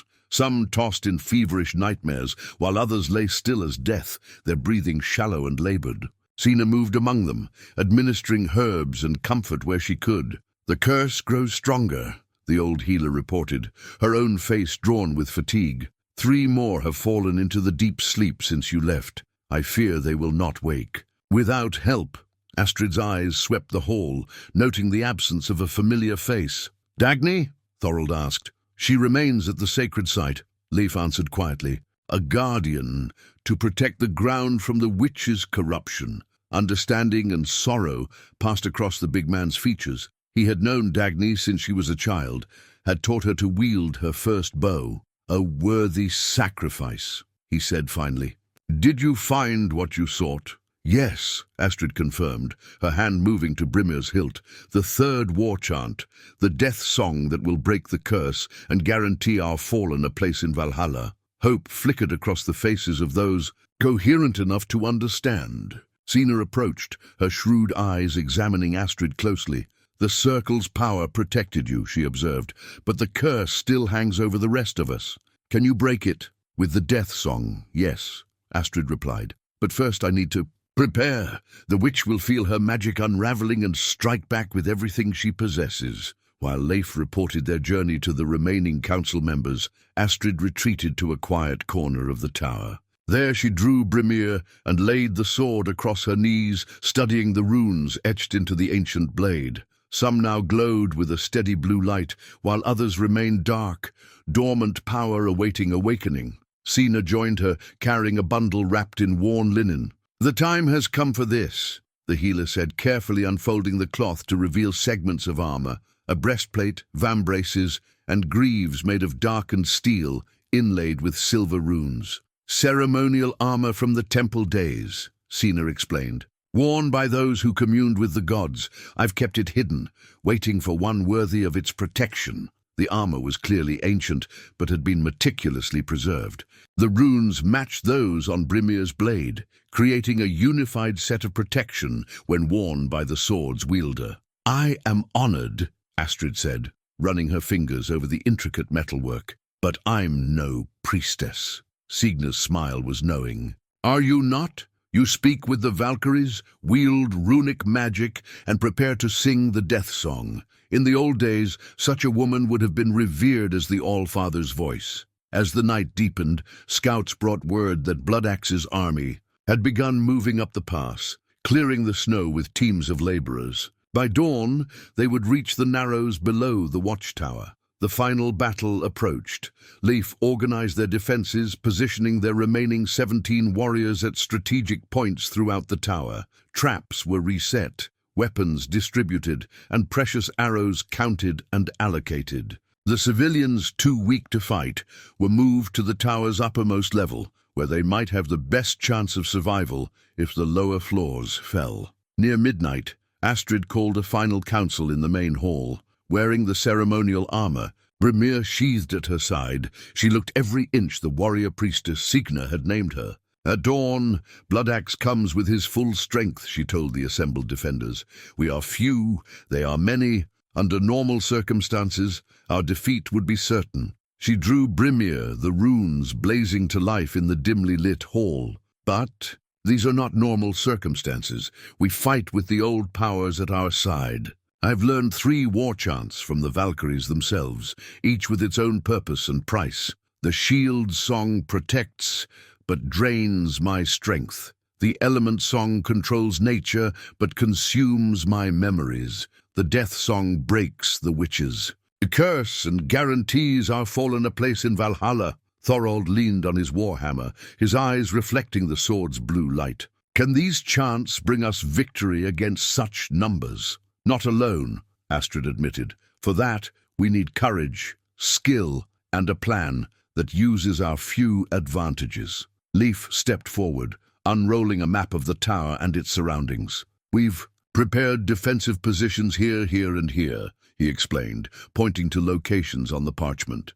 "Oil traps on the lower stairs, archer positions on the second level, the last stand in the main hall if necessary." "What of the witch?" asked a warrior named Gunnar, his arm still bandaged from the assassin attack. "Her magic nearly defeated us without a single warrior crossing our threshold." "She will come with Bloodaxe," Astrid said with certainty. "Her magic works best at close range, and she'll want to personally oversee my defeat. When she comes, I will be ready." As the council concluded, the defenders dispersed to their positions or to snatch a few hours of rest before dawn.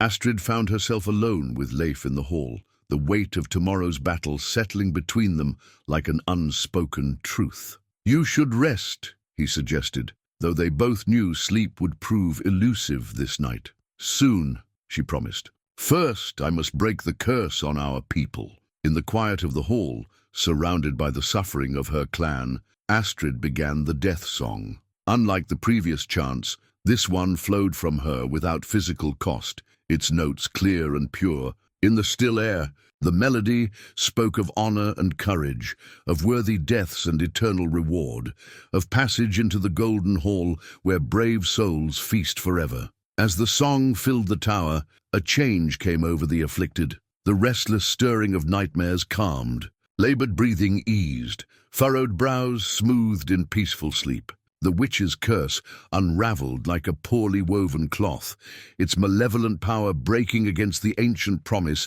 carried in the death song's notes. When the final note faded, Astrid felt, rather than saw, the Valkyrie's presence in the hall, invisible to others, but clear to her sight. Brynhilda nodded once in approval before fading away, a promise of return when battle joined on the morrow. Leif stared at Astrid in wonder. "The curse is broken," he whispered, watching as people began to stir, waking from what had seemed like endless nightmares. "For now," Astrid cautioned, "but dawn brings Bloodaxe, his witch, and 300 warriors against our 17. She sheathed Brimir, its glow dimming but not disappearing entirely. "It's time to prepare for our last stand." Throughout The night, as her people recovered their strength, Astrid walked among them, offering encouragement, clasping forearms, accepting tearful thanks from parents whose children now slept peacefully. In their eyes, she saw something she had not expected, not just gratitude, but belief. They looked at her not merely as Ragnar's daughter, but as something more, a leader chosen by the gods themselves. By the time the eastern sky began to lighten, the Ravencrest clan stood ready.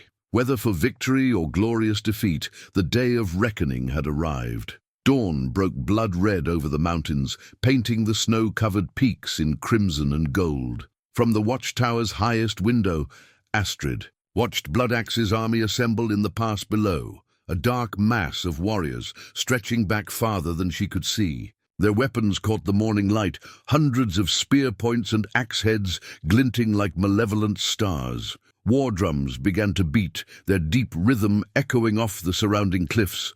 The sound seemed to penetrate stone and flesh alike, a primal pulse that stirred both fear and fierce determination in those who heard it. Ancient cadence, Thorold observed, joining Astrid at the window, designed to synchronize warriors' heartbeats before battle. My grandfather spoke of such drums, said they were carved from the heartwood of lightning-struck oaks and covered with the hide of a warrior's first kill. Astrid studied the massive drums carried by Bloodaxe's rear guard. Even at this distance, she could see the elaborate carvings that adorned their wooden bodies, the stretched skins painted with symbols of death and victory. "They seek to intimidate us," she said. Thorold's laugh was a rumble deep in his chest. "They succeed, but fear sharpens a warrior's senses when properly harnessed." Below, the enemy force began to advance up the final approach to the watchtower. Unlike their previous attack,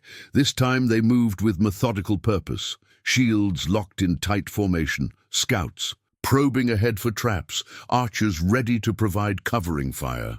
"They've learned caution," Leif noted, appearing at Astrid's other side. "Bloodaxe isn't underestimating us anymore." "Good," Astrid replied, her hand moving to Brimir's hilt. "Caution slows them. Every moment they delay gives our people in the caves more time to move deeper into the mountains." She turned to face the gathered defenders, 17 warriors, all that remained of the Ravencrest fighting force. Some were grizzled veterans who had fought alongside her father, others were barely old enough to lift a sword. All faced her with the same expression, determination mingled with the certainty that this day would likely be their last. "Our ancestors built this tower to withstand armies," she told them, her voice carrying clearly above the distant drumbeats. "One defender at the Narrows," they said, "was worth 20 on open ground. Today we put that claim to the test." She drew Brimir, the runes igniting with blue fire along the blade. "The witch's curse is broken. Bloodaxe comes with steel and sorcery, and thinking to find us weakened and afraid. Let us show him the error of his judgment." A cheer rose from the small band, weapons raised in salute. Astrid nodded to Leif, who began dispatching warriors to their assigned positions. 6 archers to the arrow slits on the second level, 4 veterans to hold the main door, 3 to manage the oil traps on the stairways, and 4, including Thorold, to form the final line in the main hall. Astrid herself would move where needed most, Brimir's power her greatest contribution to the defense. The ceremonial armor gleamed in the morning light, the silver runes seeming to shift and flow across its surface as she moved. There within, "Bowshot," called an archer from below. "Hold," Astrid commanded. "Wait for them to bunch at the Narrows." The patience of experience guided her order. Arrows were precious few. Each must find a worthy target. The defenders watched in tense silence as Bloodaxe's vanguard reached the narrowest part of the approach, where the path squeezed between 2 jutting spurs of rock. "Now!" Astrid shouted. 6 bows sang in unison. 6 arrows arced through the crisp morning air. 5 found their marks, dropping warriors in the front ranks. The 6th glanced off a shield, its impact still forcing the bearer to stumble back into his companions. Confusion rippled through the enemy formation as men collided. In the confined space, A second volley followed immediately, claiming 4 more victims. The vanguard faltered, shields rising defensively, as they sought the source of the attack. From the rear of Bloodaxe's army came shouted commands, driving the warriors forward despite their losses. The front ranks surged ahead, some falling to the Ravencrest arrows, but more replacing them. An inexorable tide of steel and flesh moving toward the tower's entrance. "First trap," Leaf called when the enemy reached the prescribed point. Hidden containers of oil were overturned from arrow slits, drenching the path and the warriors upon it. Flaming arrows followed, igniting the slick. Men screamed as fire engulfed them, their panic disrupting the careful formations behind them. Yet still they came on, climbing over their burning comrades, using fallen shields as protection against the flames. The sheer weight of numbers pushed them forward, despite grievous losses. "They reached the door," came the warning cry from below. Astrid raced down the stairs to the main entrance, where 4 grim-faced veterans had barred the massive oak door, with beams as thick as a man's thigh. Already the wood shuddered under heavy impacts from outside. Axes, rams, the desperate strength of men determined to break through. "Stand ready," she told the defenders, raising Brimir. The sword hummed in her hand, eager for what was to come. The door groaned, timbers cracking as the assault intensified. Dust sifted down from the ceiling with each impact. The defenders braced themselves, weapons poised. With a final splintering crash, the center of the door gave way, creating an opening just wide enough for men to force their way through. The first warrior to breach the gap was met with 4 blades that ended his charge instantly. The second and third met similar fates, but the fourth carried a shield that he thrust forward to create space, and the fifth bore a long spear that found one defender's throat before it could be deflected. The battle for the threshold had begun in earnest. Astrid stepped forward, Brimir sweeping in a blue-flamed arc that cleaved through the shield-bearer's defense as though it were parchment rather than hardened oak. The man fell back with a cry, his chest laid open from shoulder to hip. "Hold the line!" she shouted as more enemies pressed into the gap. For what seemed like hours, but could only have been minutes, the doorway became a charnel house. Bloodaxe's warriors fought to widen the breach while the defenders struggled to contain it. Bodies piled up, making footing treacherous. Blood slickened. The stone floor, the metallic scent of it filling the air. 2 more defenders fell, Gunnar to a spear thrust that found the gap between his helmet and mail shirt, and old Halvor, whose axe arm had been legendary in his youth, but whose reflexes had slowed with age. The remaining 2 looked to Astrid with grim determination, knowing they could not hold much longer. "Fall back to the stairs," she ordered. "Trigger the second trap as you go." As they retreated, one of the defenders pulled a concealed rope. Above the doorway, a carefully balanced stack of massive stones toppled forward, crushing several enemy warriors in the entrance and temporarily sealing the breach with rubble. "That won't hold them long," Leif observed as they regrouped at the foot of the stairs leading to the second level. "They'll clear it or find another way in." "It buys us time," Astrid replied. "What news from above?" "The archers still hold, but their arrows dwindle. Thorold prepares the main hall for when we can no longer hold the lower levels." A crash from the direction of the entrance confirmed Leif's prediction. Bloodaxe's men had begun clearing the rubble. At the same time, impacts on the postern gate indicated they had found the tower's secondary entrance. "The next phase begins," Astrid said grimly. "Stand ready with the oil for the stairs." As Bloodaxe's warriors finally broke through, they found a seemingly empty lower level. Cautiously, they advanced toward the stone staircase leading upward. When enough had entered, Astrid gave the signal. From concealed positions, the defenders unleashed the second oil trap. The flammable liquid cascaded down the stairs, engulfing the attackers. In the enclosed space, the fire spread rapidly, turning the lower level into an inferno that drove the surviving enemies back outside. "Up!" Astrid commanded, and the remaining defenders raced to the second level, where the archers had held the arrow slits against repeated attempts to breach them from outside. "They're bringing up ladders," reported an archer named Svein, his quiver nearly empty, and something else, a covered ram of some kind. From their higher vantage, they watched as Bloodaxe's men maneuvered a massive log wrapped in wet hides toward the tower's damaged main entrance. The construction would protect them from oil and fire while they battered down what remained of the door. "Where is Bloodaxe himself?" Astrid wondered aloud, scanning the enemy forces for the distinctive figure of their leader. "There," Leifi pointed to a group hanging back from the main assault. Warriors in more elaborate armor surrounding a tall figure bearing a massive double-bladed axe. Beside him stood a woman in dark robes, her hands weaving complex patterns in the air before her. "The witch," Astrid breathed, feeling a chill that had nothing to do with the winter air. "She prepares some working against us." As if in confirmation, a strange mist began to form around the tower's base, thick, greenish vapor that rose unnaturally against the wind. Where it touched the stone walls, frost patterns spread with supernatural speed. "Everyone to the main hall," Astrid ordered. "The lower levels are lost." The retreat to the tower's heart was executed just in time. The unnatural mist flowed up the stairways and through arrow slits, its touch bringing paralysis to those it enveloped. One archer, too slow in his withdrawal, was caught by tendrils of the vapor. He froze in place, his body stiffening as though turned to stone, his eyes still moving in helpless horror.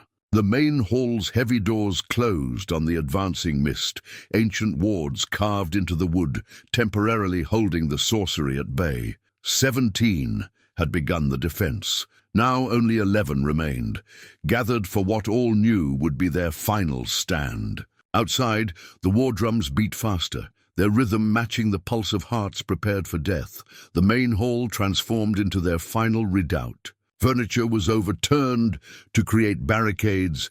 The wounded were positioned behind these makeshift defenses where they could still loose arrows or throw spears. Oil jars stood ready for a final conflagration if all else failed.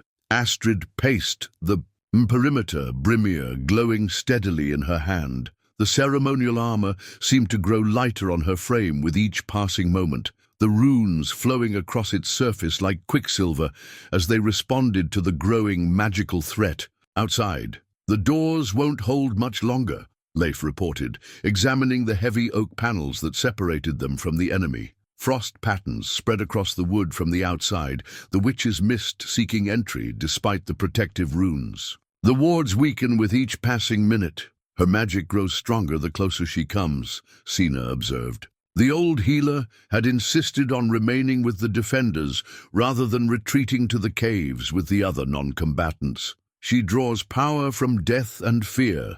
This battle feeds her." Thorold tested the heft of his warhammer, its head stained with the blood of previous encounters. "Then we must end it quickly, before she becomes too powerful to defeat." A plan began to form in Astrid's mind, desperate and dangerous, but perhaps their only hope. "Bloodaxe wants me and the sword," she said slowly. "The witch fears the power of the runes. Neither will stop until they have what they seek." "You cannot surrender," Leif protested immediately.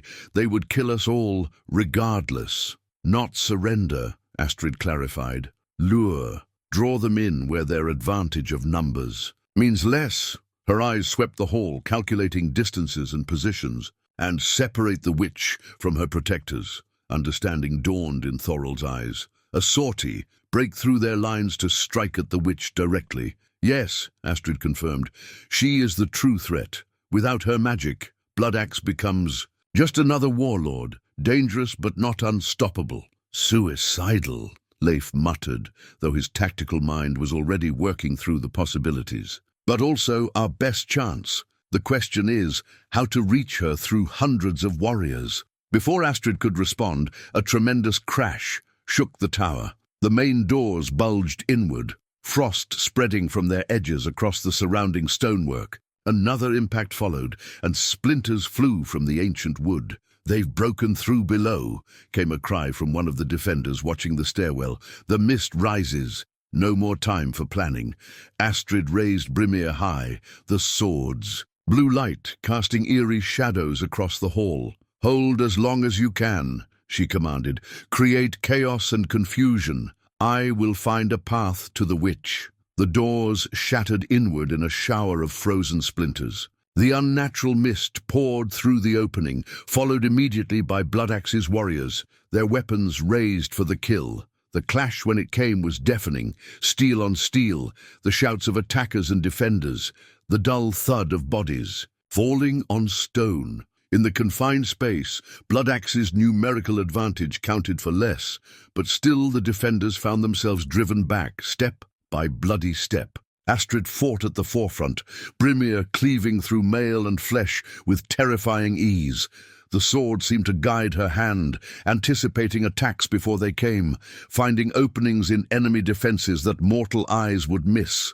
Around her, the remaining Ravencrest warriors fought with the desperate courage of those who know they face their final battle. Through the chaos of combat, Astrid caught glimpses of a tall figure directing the attack from just outside the shattered doors, Jarl Bloodaxe himself, his massive double-bladed axe resting casually across his shoulders as he watched the slaughter. Beside him stood the witch, her pale hands weaving complex patterns that sent fresh waves of the paralyzing mist surging into the hall. "Thorold!" Astrid called above the din. "Create an opening!" The big man grinned fiercely through his blood-spattered beard. With a roar that seemed to shake the very stones, he charged forward, warhammer swinging in devastating arcs that scattered enemies before him. Where he passed, a momentary gap appeared in the press of bodies. "Now!" Leif shouted, recognizing the opportunity. Astrid lunged forward, Brimir leading the way. The sword's runes flared blindingly bright, driving back the unnatural mist wherever its light touched. 3 quick strikes felled the warriors directly in her path, creating a narrow corridor through the enemy ranks. She burst through the shattered doors, the momentum of her charge carrying her past startled guards and down the frost-slick stairs. Behind her, she heard Leif and 2 other warriors following, protecting her rear as she raced toward her true target. Bloodaxe's reaction was immediate. "The sword witch flees," he bellowed. "After her! 100 silver rings to the warrior who brings me her head." But Astrid wasn't fleeing. She darted through the confused mass of warriors in the lower level, Brimir's light creating a path as enemies fell back from its burning radiance. Her target stood just outside the tower entrance, the dark-robed witch, her concentration broken by Astrid's unexpected emergence. Their eyes met across the churned and bloody snow. Recognition flashed in the witch's pale gaze, followed by something Astrid hadn't expected: fear.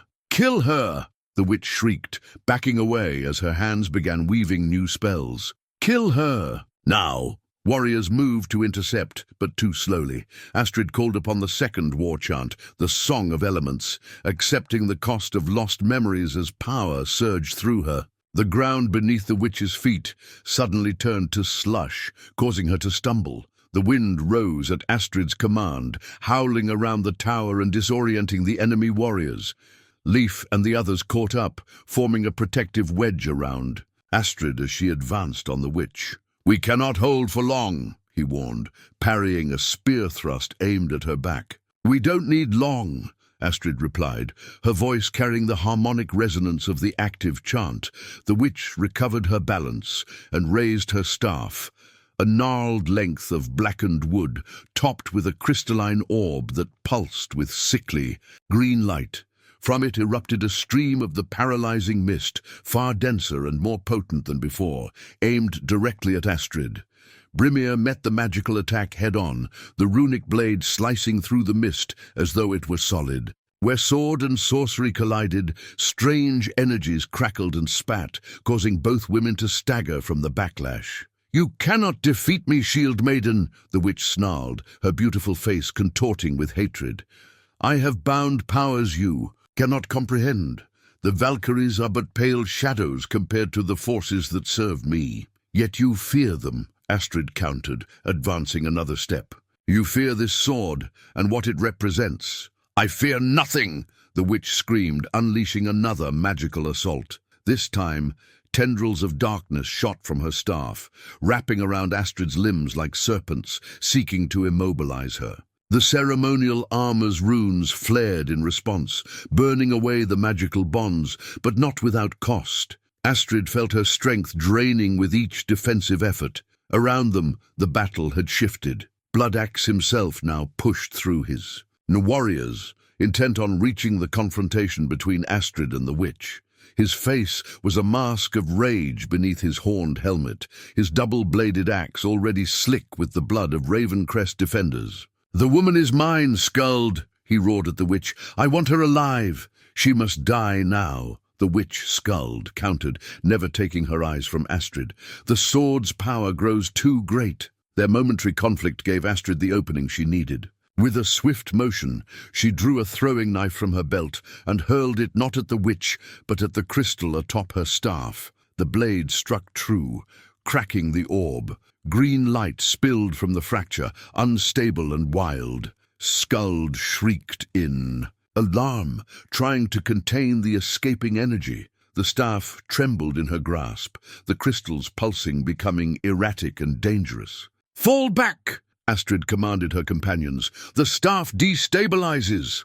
Leif and one other warrior retreated, but the third, a young man named Harek, had become separated from them, surrounded by Bloodaxe's men. He fought valiantly, but was overwhelmed by sheer numbers, disappearing beneath a press of enemy bodies. "We cannot reach him," Leif shouted, pulling at Astrid's arm. "We must withdraw while we can." Torn between rescue and necessity, Astrid made the agonizing choice to retreat. They fought their way back toward the tower entrance, where Thorold and the remaining defenders still held out against overwhelming odds. Behind them, Skuld's staff continued to destabilize, the cracked crystal now emitting a high-pitched whine that cut through the battle noise. The witch worked frantically to contain the wild magic, but her control was clearly slipping. "Inside!" Astrid ordered as they reached the tower.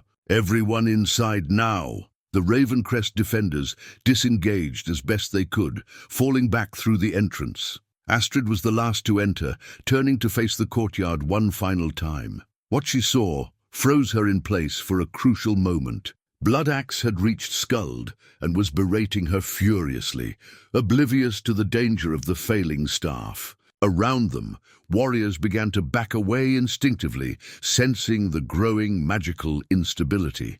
Then Leif was at her side, his expression grim but determined. "We won't make it to the hall," he said quietly. "The stairs are overrun." Astrid saw the truth of it. Between them and the main hall stood dozens of enemy warriors, with more pouring in by the moment. Their path of retreat was cut off. "Then we end it here," she decided, raising Brimir once more. One final strike at the heart of their power. Leif's hand closed over hers on the sword's hilt. "Together," he said, his eyes meeting hers, with an emotion deeper than comradeship or loyalty. In that moment, Astrid saw a future that might have been a life of peace rather than war, of creation rather than destruction, of love rather than sacrifice.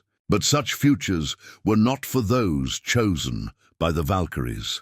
"Together," she agreed softly. With a shared battle cry, they charged back out into the courtyard, straight toward Bloodaxe and the witch, with her destabilizing staff. Enemy warriors, confused by the suicidal attack, parted before their advance. Skuld saw them coming and raised the failing staff in desperate defense. The crystal shattered completely, releasing a blinding flood of magical energy just as Brimir's blade struck. The wooden shaft, the resulting explosion, threw everyone to the ground. Astrid felt, rather than heard, the concussive blast, her world narrowing to a single point of awareness, Leif's body covering hers, protecting her from the worst of the magical backlash. When her vision cleared, she found him unmoving, blood seeping from his ears and nose. Around them lay scattered warriors, some moving feebly, others ominously still. Of Skuld, there was no sign except a blackened circle on the snow where she had stood. And striding through the carnage, somehow still on his feet, came Jarl Bloodaxe, his armor scorched but intact, his face a mask of murderous rage as he raised his great axe for the killing blow. The world narrowed to a singular focus, Bloodaxe's. battle axe descending in a deadly arc toward Astrid's head. Despite the explosion's aftermath clouding her senses, instinct and training took over. She rolled aside, feeling the rush of air as the massive weapon buried itself in the frozen ground where she had lain a heartbeat before. Leif's unmoving form slipped from her as she moved. His sacrifice had saved her life, absorbing the worst of the magical backlash with his own body. Grief threatened to overwhelm her, but there was no time for mourning. Not yet. Struggling to her feet, Astrid raised Brimir in trembling hands. The runic sword still glowed, though more dimly than before, as if the explosion had drained some of its power. Around them, the battle had momentarily paused.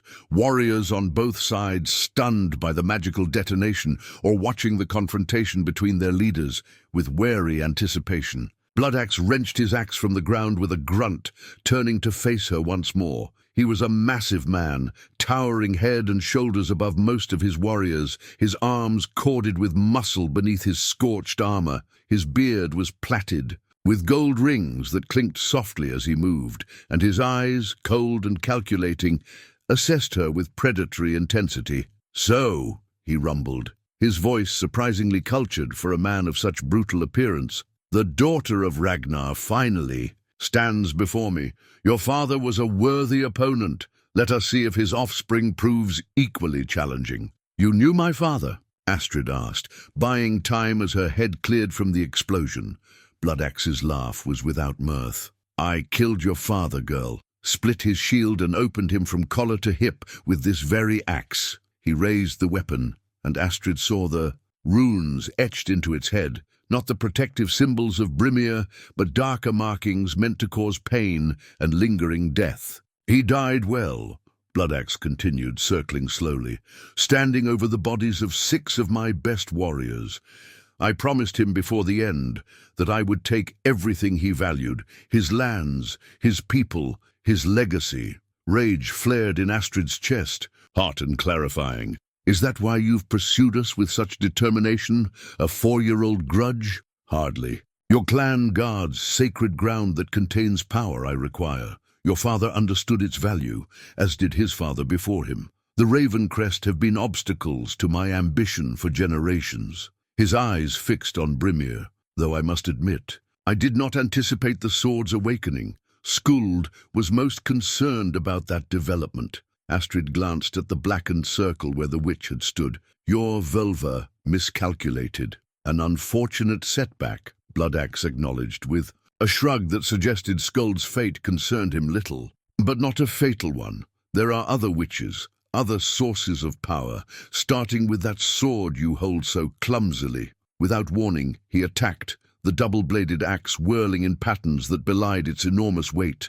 Astrid parried desperately, Brimir's edge meeting the axe head with showers of sparks that illuminated their grim faces in brief flashes. The force of Bloodaxe's blows drove her back, each impact numbing her arms to the shoulder. He was incredibly strong, and worse, skilled. This was no mindless berserker, but a warrior with decades of experience in dealing death. Around them, the battle had resumed, though in scattered pockets rather than organized combat. Thorold led a charge from the tower entrance, his warhammer creating space for the few remaining Ravencrest defenders. From the upper windows, the last archers loosed what arrows they had left, targeting enemy officers. But Astrid saw the truth with brutal clarity. They were too few, too worn down by days of siege and magical assault. Without some miracle, the Ravencrest clan would end this day. "You fight well for a shield maiden," Bloodaxe commented as they circled again. Blood ran from a shallow cut on his forearm where Brimir had found a gap in his armor. "But you tire. I can see it in your eyes, in the heaviness of your sword arm."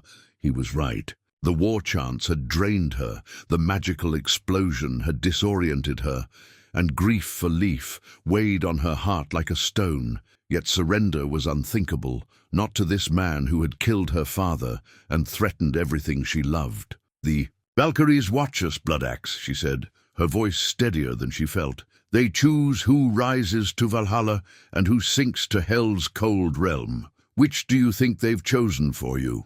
Uncertainty flickered across his face, brief but unmistakable. Even the most hardened warrior feared an ignoble death, one that would bar them from the golden hall of heroes. Taking advantage of his momentary distraction, Astrid attacked with renewed vigor. Brimir seemed to guide her strikes, finding weaknesses in Bloodaxe's defense that she hadn't perceived. The sword's runes blazed brighter with each passing second, as if drawing strength from the desperation of the moment. A lucky strike slipped past the Jarl's guard, Brimir's edge slicing across his thigh.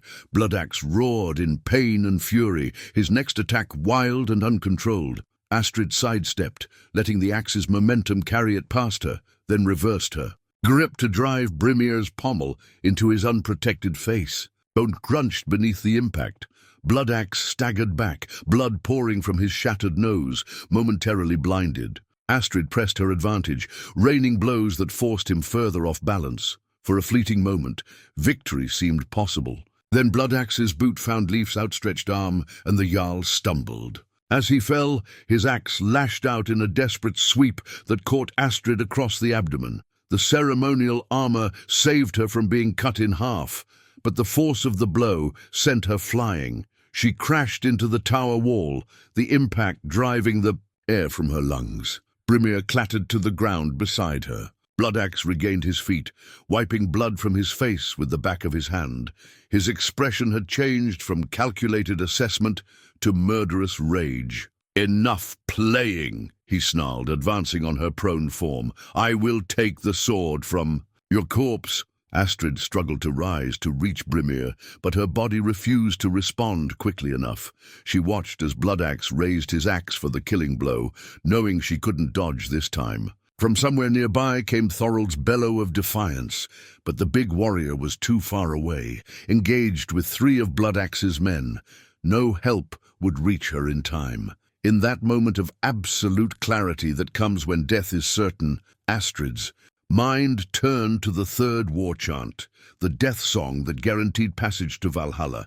If she must die, she would ensure her people joined her in the Golden Hall, not in Hell's misty realm. The melody rose to her lips, ancient and powerful, each note resonating with finality. As the first words emerged, something extraordinary happened. The air around her shimmered, and suddenly the Valkyries stood revealed, not just to her sight as before, but visible to all. Brynhilda and Sigrun flanked her, their spectral forms solidifying with each note of the death song. Behind them, ranked, more warrior women, their armor gleaming with otherworldly light, their spears and swords raised in salute. Bloodaxe faltered, his axe hovering in mid-strike. "What sorcery?" he began, his eyes wide with disbelief. "Not sorcery," Brynhilda stated, her voice carrying across the battlefield. "Judgment." Throughout the courtyard and tower, combat ceased as warriors on both sides beheld the impossible, the choosers of the slain, walking among them, visible to mortal eyes for the first time in centuries. Astrid's death song continued, each phrase strengthening the Valkyrie's presence. She felt Leif's spirit stir beside her, along with the souls of other fallen Ravencrest defenders. They rose like mist from their bodies, gathering around the Valkyries with expressions of wonder and joy. "No!" Bloodaxe growled, shaking off his momentary awe. "I do not fear legends and spirits." He resumed his attack, axe descending toward Astrid with unstoppable force. Brimir, still lying on the ground where it had fallen, suddenly shot upward of its own accord. The runic blade intercepted Bloodaxe's axe with a clash that sent a shockwave across the courtyard, staggering everyone. Within 20 paces, the sword flew to Astrid's hand, its hilt warm and alive against her palm. Strength flooded back into her limbs, her pain temporarily forgotten. She rose to face Bloodaxe once more, but now she was not alone. The Valkyries moved with her, their spectral forms overlapping with hers, guiding her movements with immortal precision. Bloodaxe found himself facing not just a shield maiden, but the combined martial prowess of Odin's choosers, channeled through Astrid and Brimir, his first defensive. Barry nearly cost him his fingers as the runic sword sheared through the axe's wooden haft. "Impossible," he gasped, backing away for the first time. You sought old power, Astrid reminded him, her voice harmonizing strangely with Brynhilde's. Here it stands before you. The death song reached its crescendo, and with it, Astrid's final attack. Brimir flashed forward in a thrust, augmented by Valkyrie's strength, bypassing Bloodaxe's desperate defense to sink deep into his chest. The Jarl's eyes widened in shock, and something approaching respect. Blood bubbled from his lips as he looked down at the blade impaling him. Well struck, he managed, his voice little more than a whisper. Your father would be proud. My father awaits you in Valhalla, Astrid replied, though they both knew it was a courtesy rather than truth. He will finish what was started here. Bloodaxe's laugh turned into a wet cough. I think not, Shield Maiden. My path leads elsewhere. His hand closed around Brimir's blade, blood streaming between his fingers as he pulled himself closer, sliding further onto the sword. And I fear yours may join me sooner than you think. Too late, Astrid saw the small knife in his other hand, a curved blade similar to those used by the wolf-biter assassins. With his dying strength, Bloodaxe drove the poisoned weapon into her side, finding the gap between the ceremonial armor's plates. Pain blossomed, sharp and immediate, followed by a spreading coldness that told her the blade had been treated with the same paralyzing toxin the assassins had used. She staggered as Bloodaxe collapsed, taking Brimir with him to the ground. Around them, the battle's momentum had shifted. Seeing their leader fall, many of Bloodaxe's warriors threw down their weapons in surrender. Others fled toward the pass, unwilling to fight against forces beyond mortal understanding. The Ravencrest defenders, though few in number, found themselves suddenly victorious. Astrid barely registered this turn of events. The poison spread rapidly through her system, each heartbeat carrying it further. She fell to her knees beside Bloodaxe's body, her strength failing even as she wrenched Brimir free. Thorold reached. Her first, his face ashen beneath his blood-spattered beard. The blade was poisoned, she told him unnecessarily, her voice already growing faint. Nightglass, I think. The big man gently lowered her to a sitting position, supporting her back against his knee. Cena, he bellowed. The Shield Maiden is wounded. But Astrid knew no healer could counter this toxin in time. The coldness had reached her chest, making each breath a struggle. Her gaze drifted to the Valkyries, who watched with solemn expressions. Is this how it ends? She asked them, a trace of bitterness in her tone. Victory, at the cost of everything? All. Victories demand sacrifice, Sigrun reminded her, echoing words spoken days earlier at the sacred site. But not all sacrifices are final. Brynhilde knelt beside her, visible now even to Thorold, who jerked back in surprise. You have fulfilled the pact, Astrid Ragnarsdottir. The sacred sites are protected, the witch is defeated, the invader lies dead. Now you face a choice. Through the gathering darkness of her fading consciousness, Astrid understood. Valhalla, or return. Yes, Brynhilde confirmed. Your father awaits you in the Golden Hall, along with Leif and all who fell defending your clan. Their place is assured by your death song, but your clan also needs leadership in this world to rebuild what was nearly lost. Around her the surviving Ravencrest gathered, their faces reflecting grief and hope in equal measure. Beyond them, she could see the spirits of the fallen waiting patiently, Leif at their head, his expression peaceful for the first time since she had known him. The choice lay before her as darkness crept in from the edges of her vision, to join those she had lost, or to remain with those who still needed her. Time seemed suspended in that moment of choice. Astrid's gaze moved between the living and the dead, weighing the peace of Valhalla against the struggles that would face her clan in the coming years. Rebuilding would not be easy. Leadership would demand everything she had left to give. I see doubt in your eyes, Shield Maiden, Brynhilde said softly. Know that neither choice is wrong. Your place in the Golden Hall is earned through blood and courage. Astrid's vision dimmed further, the poison's cold grip tightening around her heart. She had perhaps moments left to decide. Her eyes found Leif among the waiting spirits, his expression one of perfect understanding. "What would you choose?" she whispered to him, though she knew he could not answer. Yet somehow she felt his response, not in words but in the certainty that suddenly filled her. Leif would have stayed, would have shouldered the burden of leadership to protect what remained. He had always put the clan first, right until his final sacrifice. "I stay," Astrid managed through lips grown numb. "If it is possible, I choose to remain." Sigrun stepped forward, her spectral hand extending toward Astrid. "The poison must be drawn forth, but the process will not be gentle."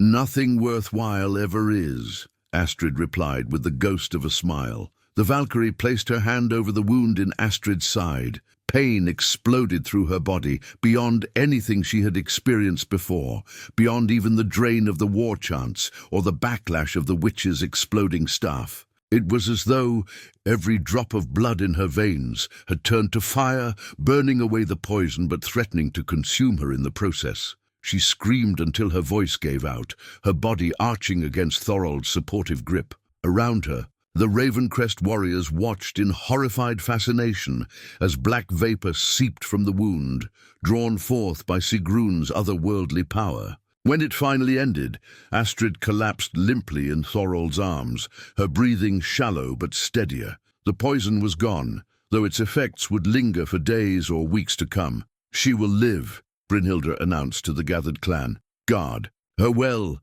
for she has been twice chosen, once by us and once by her own heart." The Valkyries began to fade from mortal sight, taking with them the spirits of the fallen. Leif's form lingered longest, his hand reaching out as if to touch Astrid's cheek before he too vanished into the gathering dusk. "Rest now," Thorold murmured, his gruff voice unusually gentle.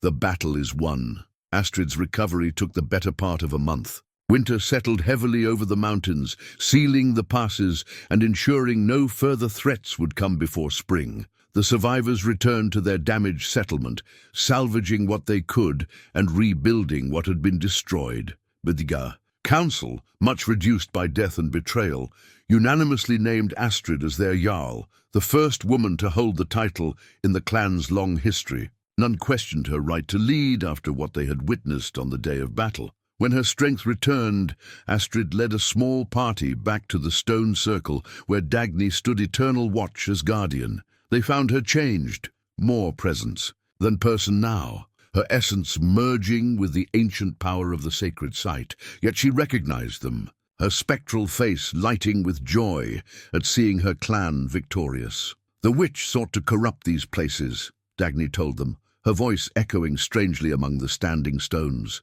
"to bind the Valkyries themselves to her will, using their power to make Bloodaxe unstoppable. Your father discovered her plan years ago, which is why Bloodaxe had him killed." "He left me the map," Astrid said. "He knew what might come. He hoped it wouldn't be necessary in your lifetime," Dagny replied, with a sad smile. "But he prepared you nonetheless." Spring brought new beginnings. The worst of winter's damage was repaired, fields were prepared for planting, and negotiations opened with neighboring clans who had heard of the Ravencrest victory against overwhelming odds. Some offered alliance, others trade, all with newfound respect.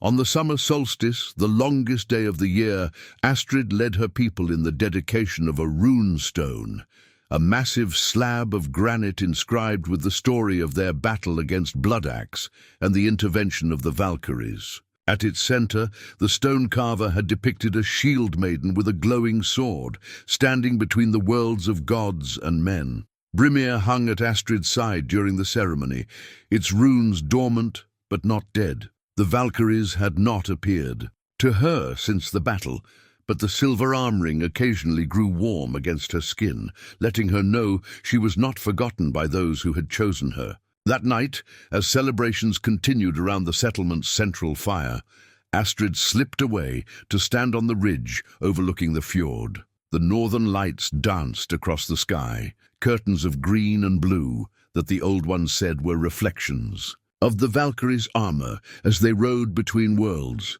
"I miss you," she whispered to those who could not answer. Her father, Leif, the many others lost along the way. "But I will make our clan strong again, I promise you." A cool breeze rose from the water, carrying with it the faint sound of distant voices raised in song, the feast hall melodies of Valhalla perhaps, or merely the echo of her own people's celebrations below. Astrid drew Brimir one last time, holding the sword aloft so that the aurora's light played along its runes. For a brief moment they flared in response, a final acknowledgement of all that had been sacrificed and all that had been saved. Then she sheathed the blade and turned back toward her people, toward the future that awaited her as Shield Maiden, Jarl, and legend in the making. Behind her, unseen but ever present, the Valkyries watched and waited for battles yet to come.